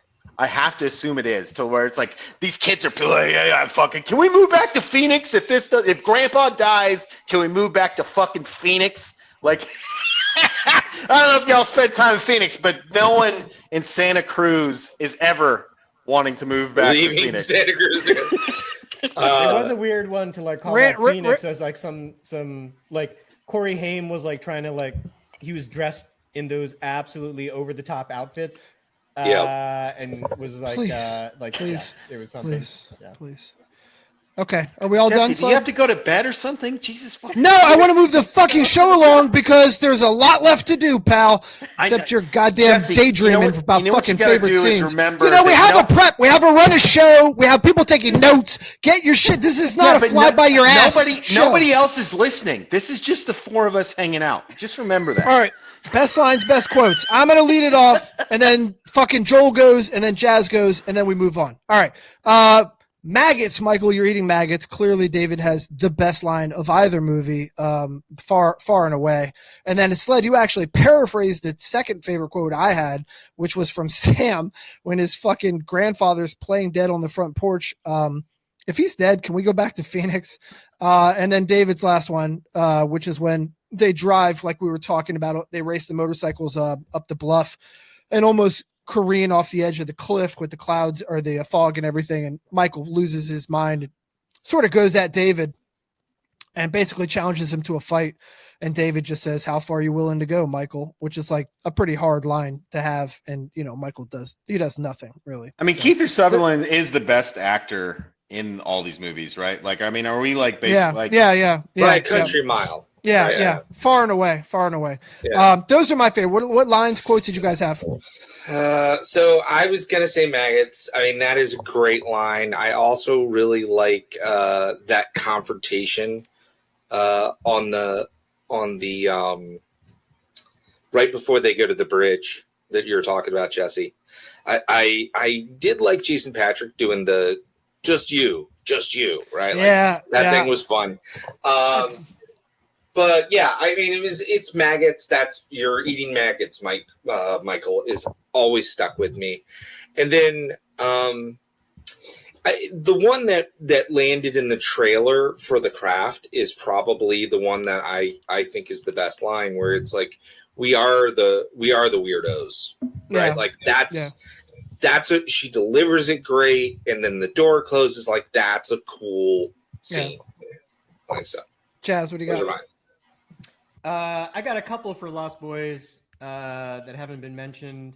I like when Corey Haim's character discovers Michael's a vampire. He's like, my own brother, a goddamn shit-sucking vampire. But the best part, you wait until mom finds out. Oh, yeah. That's Yeah, perfect. That's perfect. That's And perfect. then, of course, to me, like, maybe an all-time ending sequence in a movie, it's really way up there for me. They just, like, the discipline it took to end the movie on these terms, just like they defeat Max.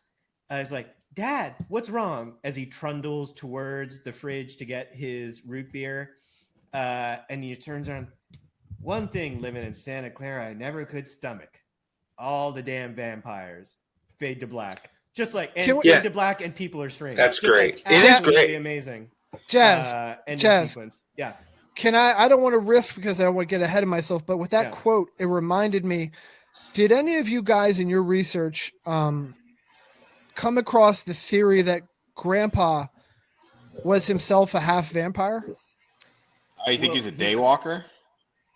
Well, so they're half vampires, at least in the rules laid out in this movie, until or unless they kill a person, whereby they become a full vampire.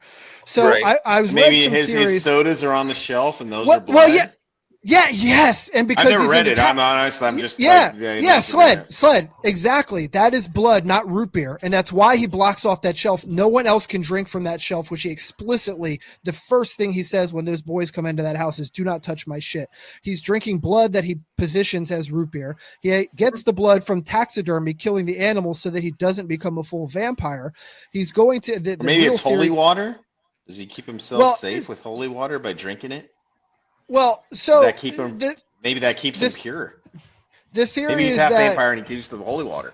well, he was killed. The theory is that he was killed and turned into a half vampire by the widow Johnson, the one who is boning half the movie. Okay, But he's and still then fucking her, or is he still trying to? He's trying to kill her. It's like being married normally.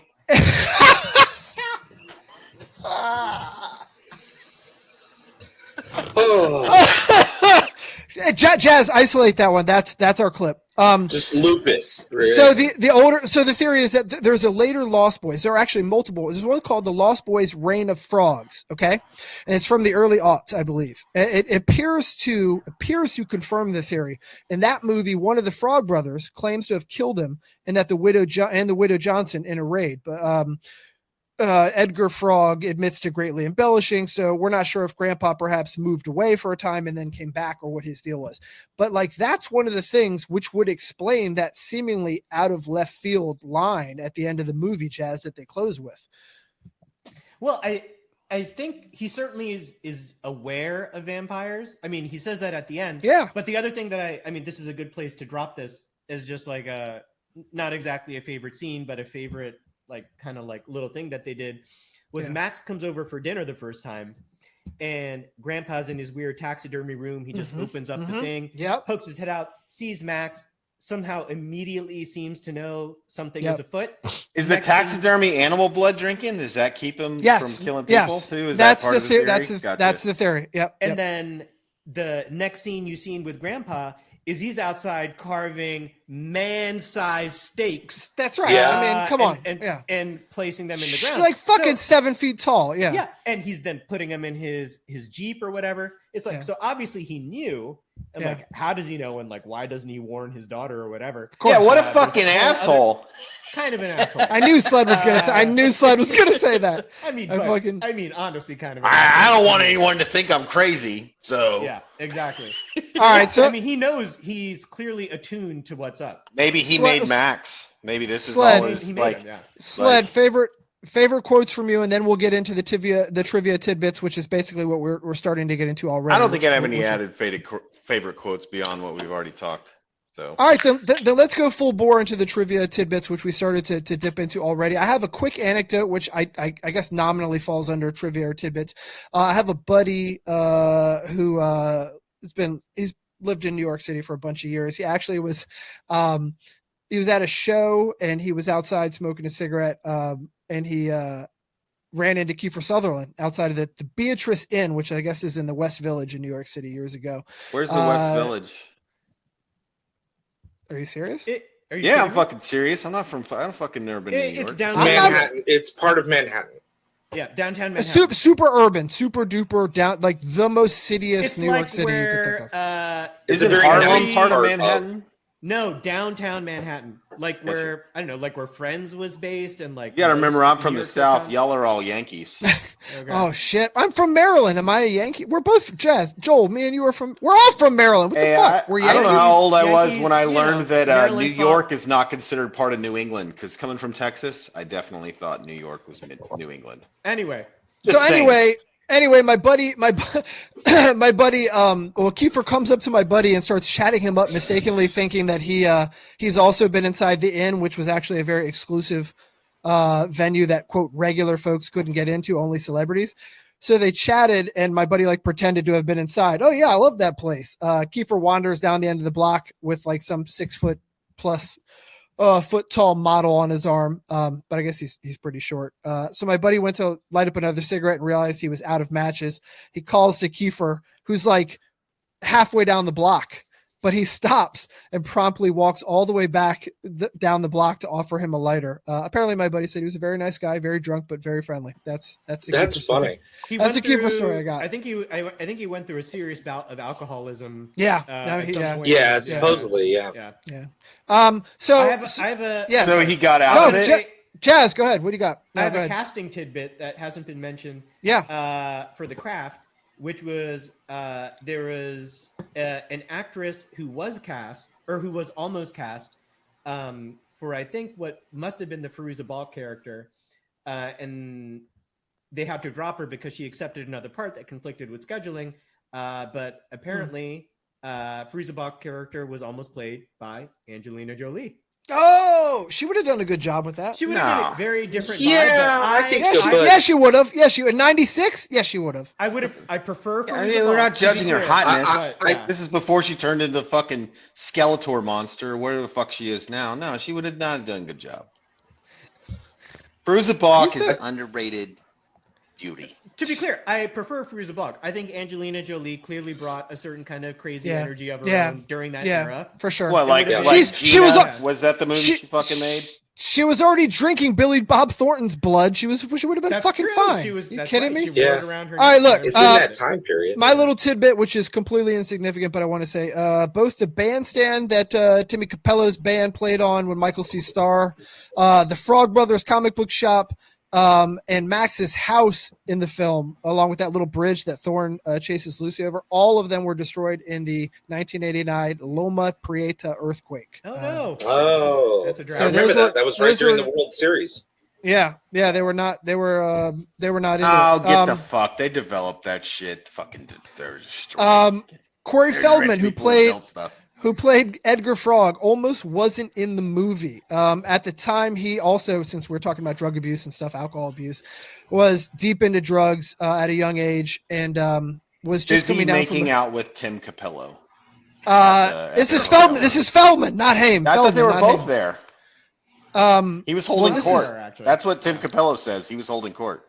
Anyways, he comes in basically on a cocaine bender, and Schumacher was very pissed at him. He kept dozing off and was unable to continue filming, so he actually fired him, but I guess unofficially, just verbally, and then hired him back the next day after Feldman apologized and swore to, come to work prepared from then on, which he did for whatever. Jay, that's worth. for the end of this, can we play like a non copyrighted segment of Corey Feldman playing music?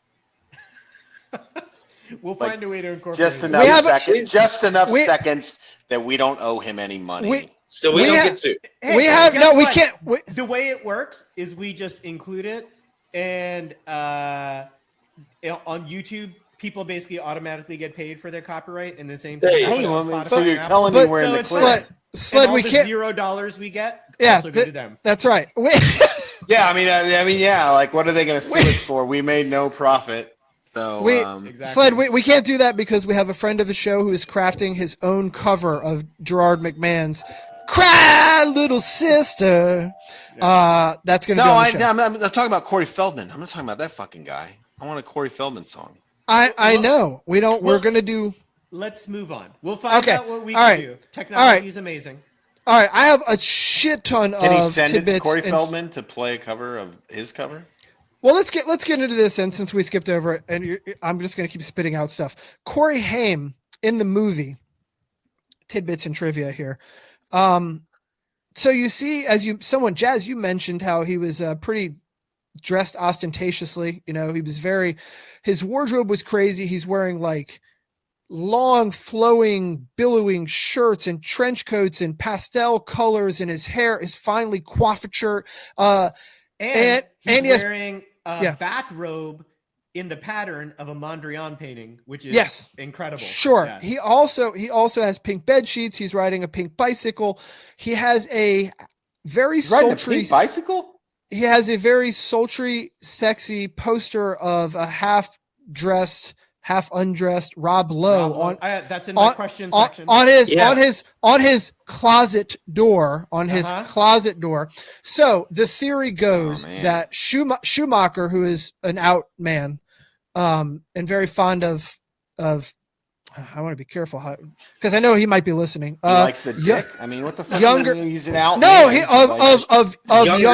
likes- of younger gentlemen. Let's say that. Okay, and so the idea is that he made like Sam. underage gentlemen. Are you? I didn't accusing say him that. of- I didn't Okay. not say I'm that. just I did not say clarifying. that. I am helping you clarify. Just younger. Corey You tell me Haim. he's like Corey- young men. I think illegal men.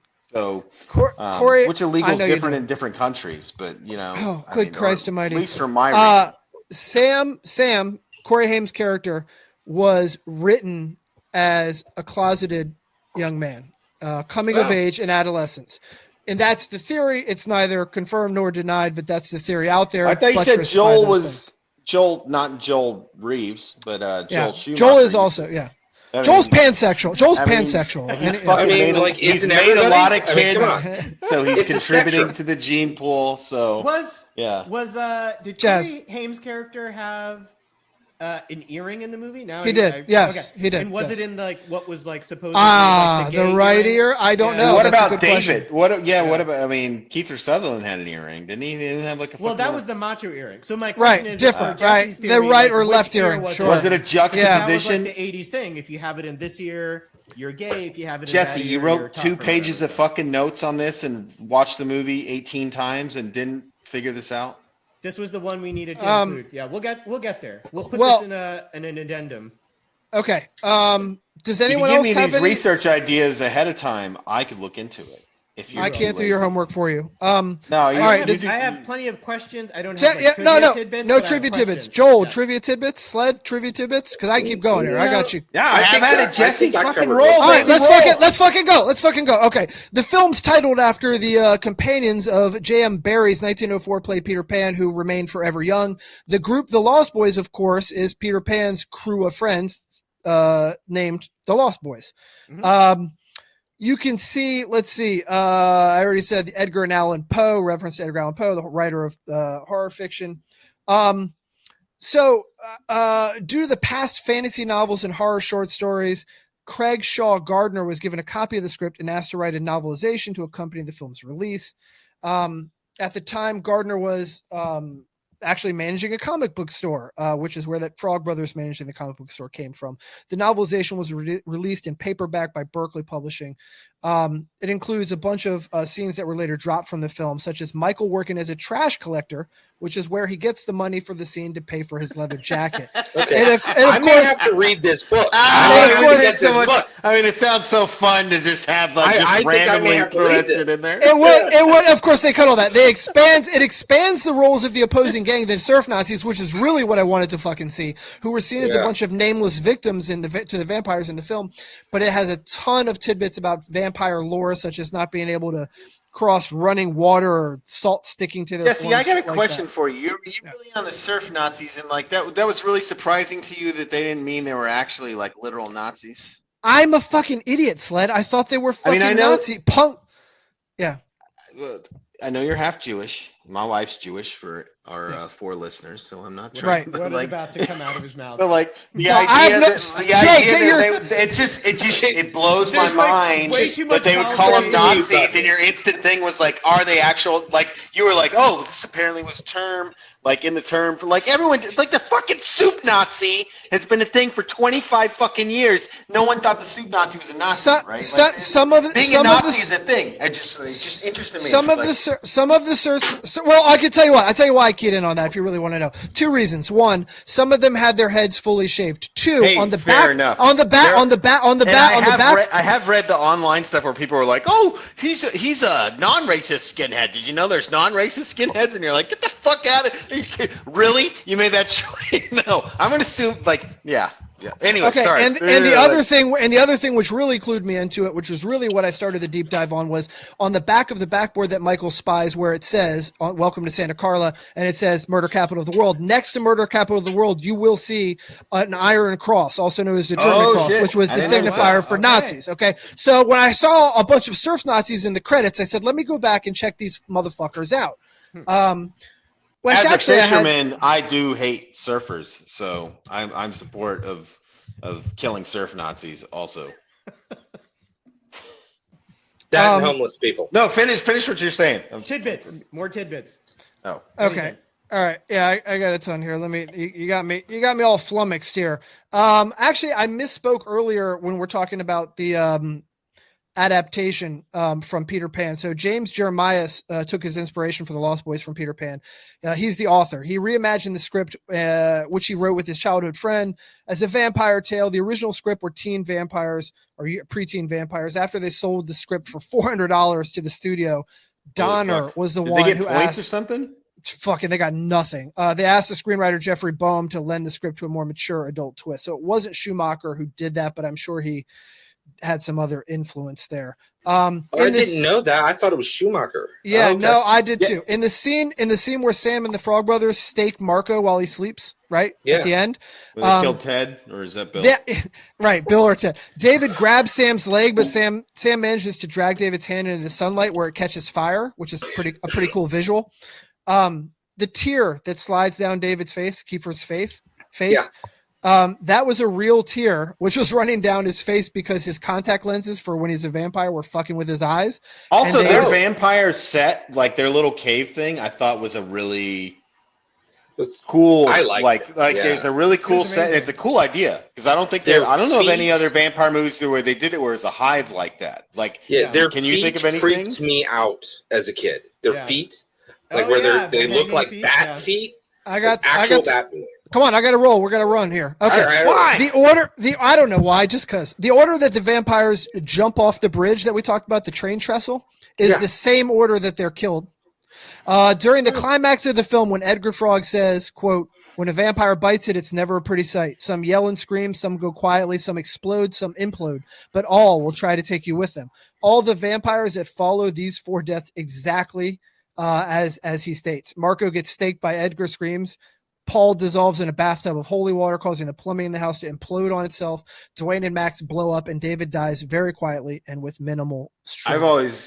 I've always kept that advice in hand also with the ladies. By the way, Edgar Frog, his voice, which is Corey Feldman doing his best, talking like this the whole movie. That's because he was told by Schumacher, you gotta watch some fucking Sylvester Stallone, some Arnold Schwarzenegger. You gotta fucking tough it up. So he basically tried to do Sly's voice like this the whole time. That's hilarious because I Um, always thought that was the weirdest interpretation. Yeah. Yeah, it's so Was strange. that- I mean, I was like that- it, but it's so weird. So are you? They should have telling gave him me the Stand By Me ear.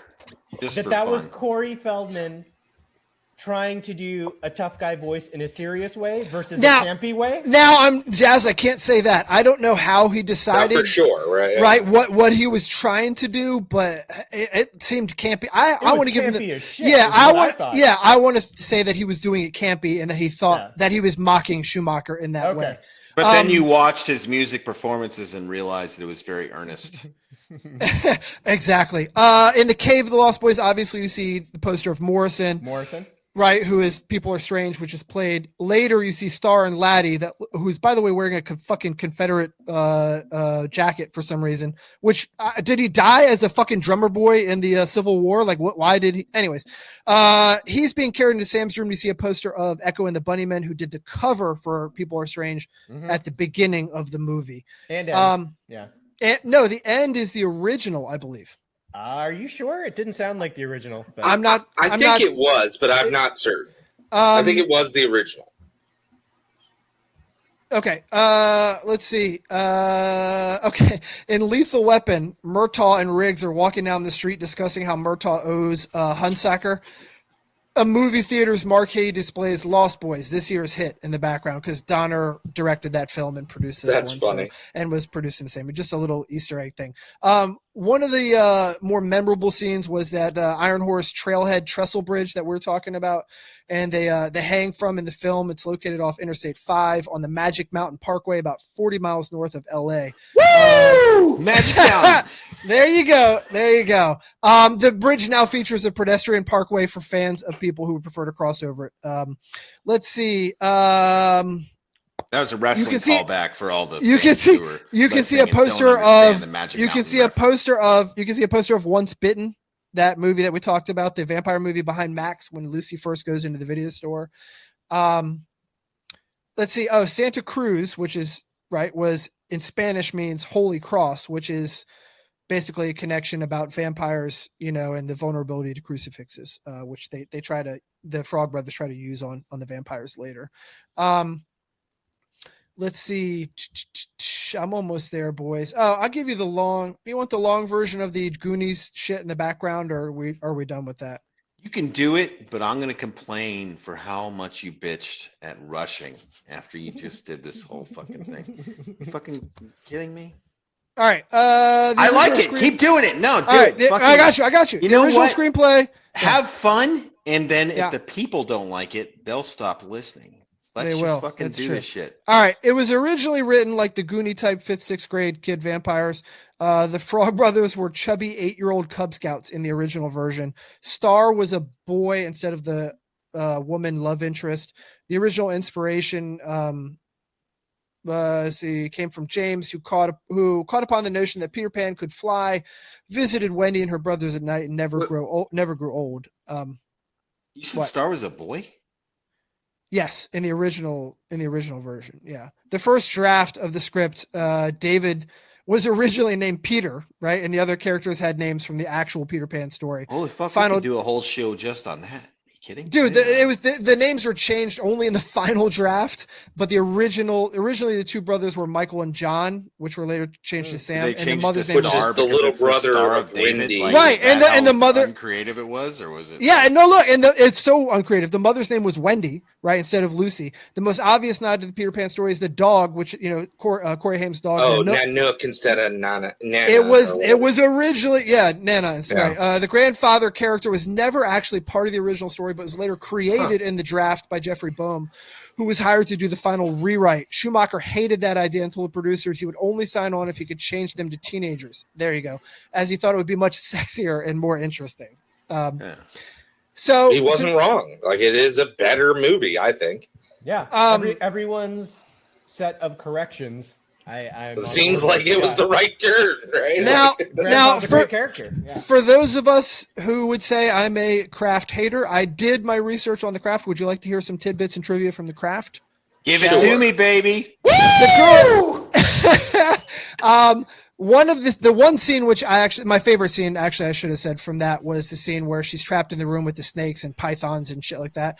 That scene used over 3,000 snakes, pythons, boas, water snakes, garter snakes, rat snakes, and a 10-foot Amazon constrictor. Even rare albino snakes were used in that scene. So they pulled out all the stops to freak you out with that stuff. That's where that $15 million budget went.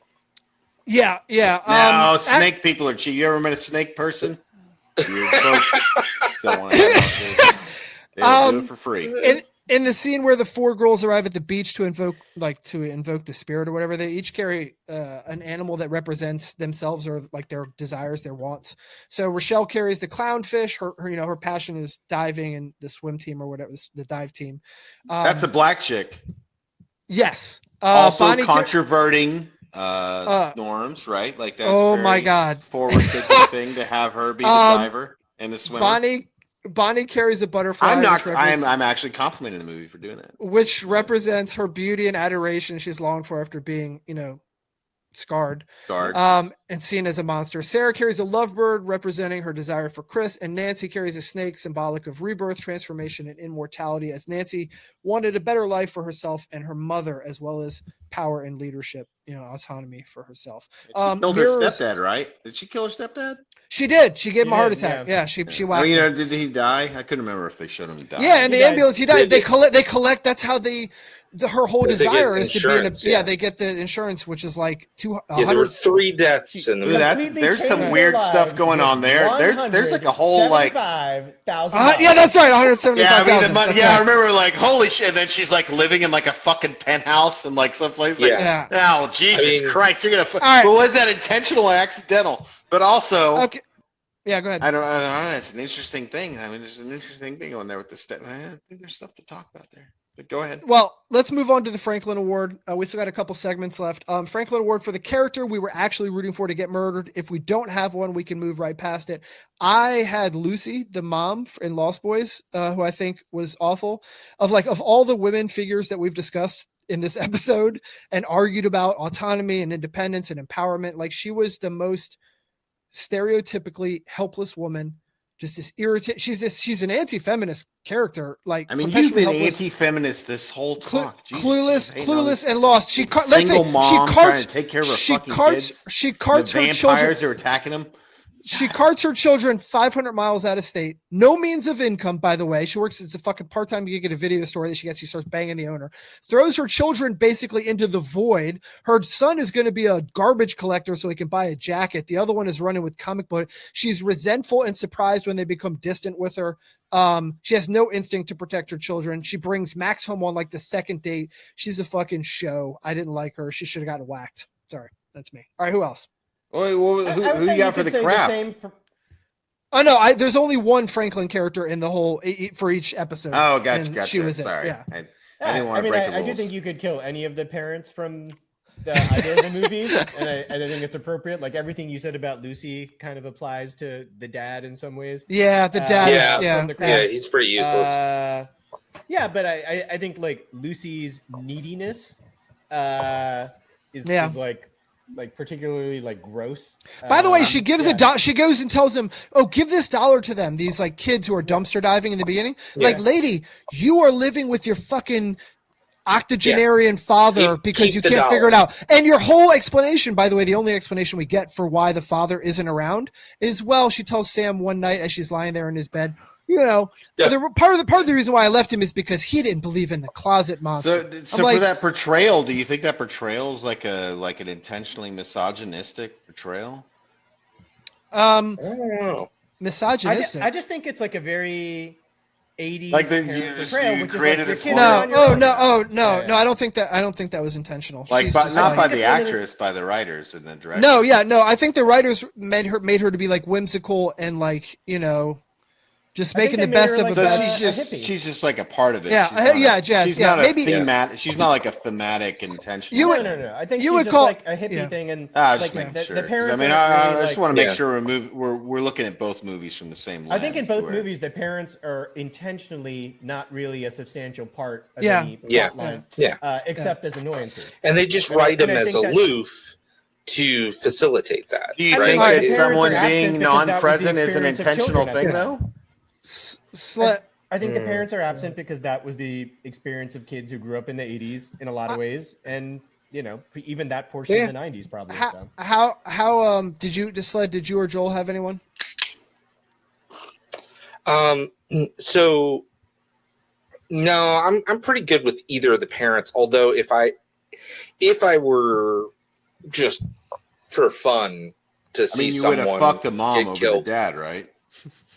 well, yeah, probably. What I don't know. is that being All right. recorded? All right, we're moving on. God. Questions. Get the fuck questions. out of here! Okay, No, I'll let Joel say one finish. more. Joel Okay, did. let's Joel go. was done, and That you was don't. it. Yeah, and you I'm don't. And you done. don't have any. You don't have anyone. I Yes, do have I one do. other thing that I'll say. Oh, okay. He does. What'd you have, Jack? He doesn't have anyone. He's going to think of someone right now while he's swallowing that beer. Go ahead. I'm not in a rush. So Here we go. I know he's not. Yeah. People that wanted to die in the craft. Jazz, you're going to let him think. Why I mean, would you obviously, go? Ben Stiller's wife was a hunk of shit. Like, she's supposed to be the mega bitch of the whole. Like, she's the worst person of the whole fucking. What's her name? Jay, you fucking. I don't remember her. In Rachel. real life, it's Christine Taylor. I don't Yeah, know. fucking, her name. Yeah. What's Miss Brady from the Brady Bunch? I remember her more. Yeah, I can't. It's And always Marsha. this is actually not a criticism of her. I think she did a great job. Laura. But Laura she Lizzie. seems like a piece of shit. Although they do try to make you feel bad for her when We're she's sitting in the supposed to. shower. We're supposed to hate her. It can't be the Franklin Award. It's someone that Yeah. like. You're The- supposed the to hate person- Franklin. Are you kidding? Like, even the cast hated Franklin. Okay. Jay- the person Jay. who I think fits in to the person who's like supposed to be like not to, you're not supposed to hate them necessarily or Oh, whatever. is that what the is, Franklin Award's supposed to be? Because you are supposed to hate Franklin. Yeah, well, this is the person. Let's say the person you're not supposed to hate. To me, gotcha. it's Nev Campbell's character. Just because I hate Nev Campbell so much as an actress, she I wasn't is seeing that the coming. worst fucking actress ever. Like everything about her is this like actorly, over the top, exaggerate. Like her laughs are like extra fake. Everything about her is extra fake. She's a terrible actress. I'd say I what, think this is the best she go- looks. No, that's a good Terrible. call if that's what we're going for with In the Franklin any movie Award. that she's in, she gets the Franklin Award for me. excellent. All right. She's sexy as shit smoking that cigarette in that movie. All right, We let's can, move we on. can rank them at the end. That can be one of the Questions, and then after questions, we are out of here. So this is it, boys. Does So anyone I have had any one- questions? Yeah. I had one. Now I know from what we just talked about, David was originally named Peter, but it felt like, and I just want to get your guys' thoughts on this, but it felt like to me, Max was Peter Pan, right? Like in the analogy, right? Max is the one who actually brings people to Neverland. He's the one who makes them immortal, right? So I don't know. What did you guys think? Like, who do you think is the Peter in the analogy? Well, I mean, in the sense that Peter's the one who doesn't want to grow up. I mean, I think David is more appropriate in that sense. Still applies for David. Okay. And I don't know exactly how Max fits into the Peter Pan analogy, other than I think maybe like some of the Max stuff is really like a plot device thing. Yeah. At the okay. end, more than it is necessarily something that's serving the story per se. Or maybe Max is caught in a perpetual midlife crisis. That could also He got be it. turned Like, he's into a always- vampire. he's always searching- I'm getting Yeah, like that's 45 a deep or dive right whatever. there. Like, he's stuck being younger than us old fucks. Like that's he's, how fucking old is he when they actually made that movie? Do you know that? How old is I have Max? to look. That I don't know, but one thing that struck me when watching his introduction is the clothes he was wearing. I think even by 80 standards, it was like, are you attempting to look younger than you really are Oh, by he's the clothes you're wearing? 44 when it came out. Was he? Okay. Yeah, Jesus that's Christ. kind of the impression I got when they meet him in the video store. But yeah, like I don't know, maybe he's in a bit of a midlife crisis. But I do think David is definitely more the Peter Pan character. He's like he can't grow Okay. up. He's constantly and Max is like trying to get him like, oh, these boys need a mother to help them learn Right. how to be. Because he's still boyish is Yeah. the point, right? I Exactly. got it. That makes sense. All right. Um, So that was it for me. Jazz, did you have any more questions? Well, you partially got at one of the questions I had, which was the Rob Lowe poster on Corey Haim's Closet, which Yeah. was like, I don't ever recall seeing a male movie star poster other than, I don't know, maybe there was like a Commando poster or something like that of like Schwarzenegger. Yeah, like, it would be in much the more process of traditionally doing, like- masculine. Yeah, more masculine, but Yeah. like this like sexy teen beat, Tiger Beat Yeah. or whatever that That's where that magazine came was called. from. I mean, Yeah. I do believe that Schumacher put a lot of that in there to get at Sam's character. Yeah. Like who, to by, who, by, signal who, it, who, right? by the way, has no, we see Michael obviously trailing and pursuing Star as a love interest the whole movie. Mhm. And Sam, who's, what is he, 13, 14 in the movie supposed to be? Yeah, He's probably got 14. Yeah. He's got to be horny as shit. We never see any interest in any. Yeah, I mean, he has there's interest in fucking comic terrible books and dicks that's to it. suck. I mean, fucking Michael's pursuing a hot chick, and like this guy's got fucking who the fucking guys he got to do? Freddie, The Frog Brothers. Ed the Yeah, Frog the Brothers. Frog Brother. He's like, holy god, oh my god. Maybe I- The I'm other not thing I'll- gay. The other thing I'll say, just as since that was a segue into the Frog Brothers thing a little Yeah. bit, two things. One, that comic book store was completely unrealistic as a comic book fan. Like, especially Yeah. when he was talking about like the classic vintage comics. He's like, "Oh, you wouldn't place this vintage." It's like, No. you wouldn't place this vintage. You wouldn't comics- have. You'd have those behind the counter or in a Exactly. safe. Yeah, not just Right. randomly out there, I completely. Jay, I had the exact same thought. Like some of those Superman comic books, even back then, were worth like $5,000. yeah, Like crazy stuff. that was Just like You know what? completely- I got took to me out see a of the movie for Superman a number minute. one in a museum. It was super. That's- Superman's my favorite. It You know, took me out of the movie. Like, Yeah, Like, it did. completely It for did that actually one. for a second. Uh, I honestly thought that was just me. yeah, I, where I was did, like, I was what's watching. I was happening? like, someone should rob these motherfuckers. Like, Yeah, it was like the exactly. frogs would be under the fucking ground. Like, He was there's so someone- rich, like- right? Just going with the backpack. Like, oh, can I in, give right? you $5 for this? Oh yeah, I got the number, fucking whatever over and here. then my other have, one. okay. Oh, Yeah, go the ahead, other Jeff. one I was just going to say about the Frog Brothers is they are clearly just serial killers, right? Oh, yeah. They are total sociopaths. Need only the thinnest shred of veneer of evidence. They were gonna show kill- someone yeah. as a Oh, I just vampire. thought they were They autistic. will kill anybody. I just thought they were Could be autistic. both. They're like Yeah, they're autistic. sociopaths. They're Yeah. like, because we got rid of They're Asperger's, sociopaths. right? They're high functioning autistic people. We got rid of Asperger's. And they're high functioning autistic people who have decided like their interest is vampires. And Right. so Well, their they're interest like, is killing vampires. Their interest Yeah. isn't killing anyone with the slightest shred of It's evidence just that they killing. might be a All right, vampire. Yeah. I have a they're question. gonna kill his brother. If you won't kill your brother, we will. With Corey fucking Feldman and his goddamn Batman fucking Christian Bale rah rah rah fucking voice. Like yeah. Why I'm did Batman. Grandpa why I'm did Corey Grandpa Feldman. why did Grandpa fake dying and play dead on the porch? I had to add that as a Ooh, question. what a I question. have no idea. That is a very good question. Because Maybe when he you just think about sleeps it, like that, I don't know. because when you think about it, Jazz, you referenced, or both you and Sled referenced the parents being, the broken homes and the parents being her mother, Lucy's mother, died. Like her mother's dead, and she goes You to think he visit her killed her father. mom? You go, well, that is one of the theories about the vampire stuff with him. But So is she the comes daywalker? she comes from 500 miles away to visit him. She shows up and he's playing dead on the porch, and he thinks that's funny.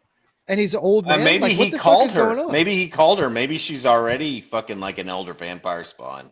And she had to follow Um, him, like bring them up. He is a What is taxidermist. what is? That do you is have a very theory on what's strange. going on there? I mean, the only thing I didn't have an answer for that, but the only thing I could tie it in with was the grandpa is a half vampire thing, which is like he was out in the sun. Maybe he got caught Oh. out there and passed out or was tired Got because faint. Yeah. because you see Michael and Laddie and Star at the very end when they get dragged out of the cave in the They're end exhausted, sequence. Yeah. They're They're exhausted weak, because yeah. they're exposed. They're half vampires. They don't necessarily like being out in the sun. They're not going to die like David or someone. But And they're not. that's feeding.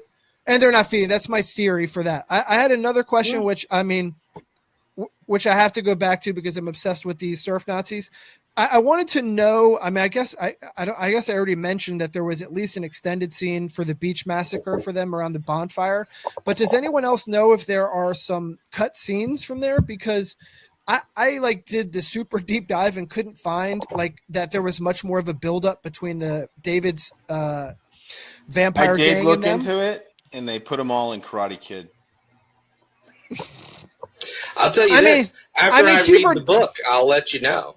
Kiefer does say "you're dead meat," which is a direct quote from Dutch's line in Karate Kid. But out there, so Michael, when you asked me about the Nazi stuff, blah blah blah. There's at least one scene cut, which I explained to you about Maria and the surf Nazis climbing into the vampire cave. But more scenes were cut that I couldn't find or have Is that confirmation. like the Eagle's Nest? Yeah, exactly. I did a deep dive on getting deep in it.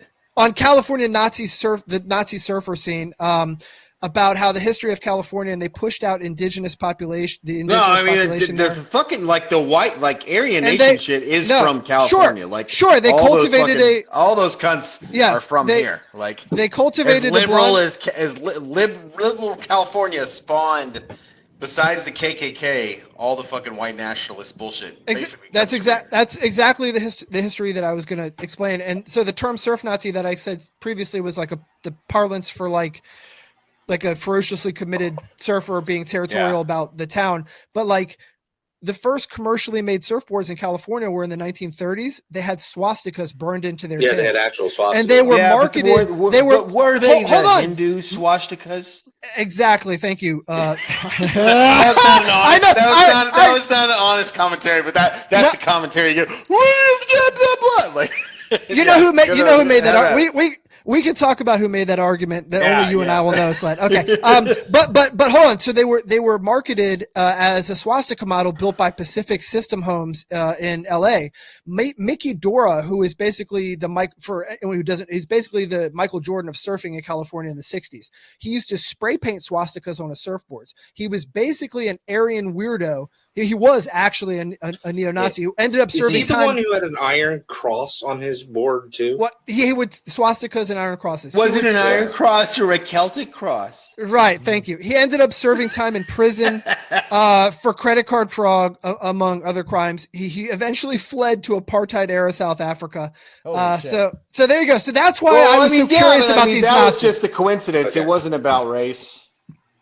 He All right, was boys. Paris. So one last South thing Africa on just the. seemed really nice. It was probably like. I just want to 1989. point out really quick that 1987, the year Lost Boys came out, same year Surf Nazis Must Die came out. Oh my God, I almost forgot about that. Yes, Just throwing Um, it out there. which is basically a trauma film. Yeah, which made them into not representative of hating outsiders. It made them actual Nazis. Is that Right. gonna be? There was Is that a horror film? I mean, Oh, Ish, right? It's I really think played it's- more I for think it's- comedy. I think Yeah. it's more Okay. action comedy. Yeah, it's really more. I mean, comedy. not like Microwave Massacre, which is straight Absolutely horror. not straight horror. Yes, correct. Yeah, Jackie Straight- Vernon, I was horror scared. master. Boys, any other questions? Or are we out of here? I'm good. Jesse, I have hit a it. question for you. Oh, no. Jesus Christ! we After- don't have time. After 2 hours of discussion, Yes, do you understand the choice of having? I do. You guys did a crap. brilliant job. I wish Because that you we're and looking Je- to create discussion. I don't care. I if you- hear you. I wish you All had right. chose a not absolutely shitty movie. So there's two kinds of heat before we go. I In mean, pro I wrestling- wish that and- for and like pro at least wrestling- the last maybe whole No. podcast. I mean, we did a couple good movies. in But, wrestling, yeah, in I wrestling hear where you're coming parlance, from. in wrestling parlance, there's good heat and bad heat. Bad heat's also known as go away heat. Yeah. Good heat means I don't care if you're cheering me or booing me as long as you're fucking involved. Go away heat means I never want to see you again. I'm booing you because I don't want to see you. This is go away heat for me. I will never watch or discuss watch the or movie, wipe yeah, from my but to memory dis- ever again. Yeah, but you got to Um, separate the discussion of it and the movie. You need to pick either a movie you enjoy or a movie that's good. You cannot pick a No, bad man. movie that you don't enjoy. Oh, get the fuck Um, out of here, dude! We fucking it's a watch terrible movies movie. we think suck. Yeah, that's the point. All telling right, you. that's all we got for this episode, folks. Thanks again for joining us. If you were able to hang in there for this absolutely fucking laborious process, we appreciate it.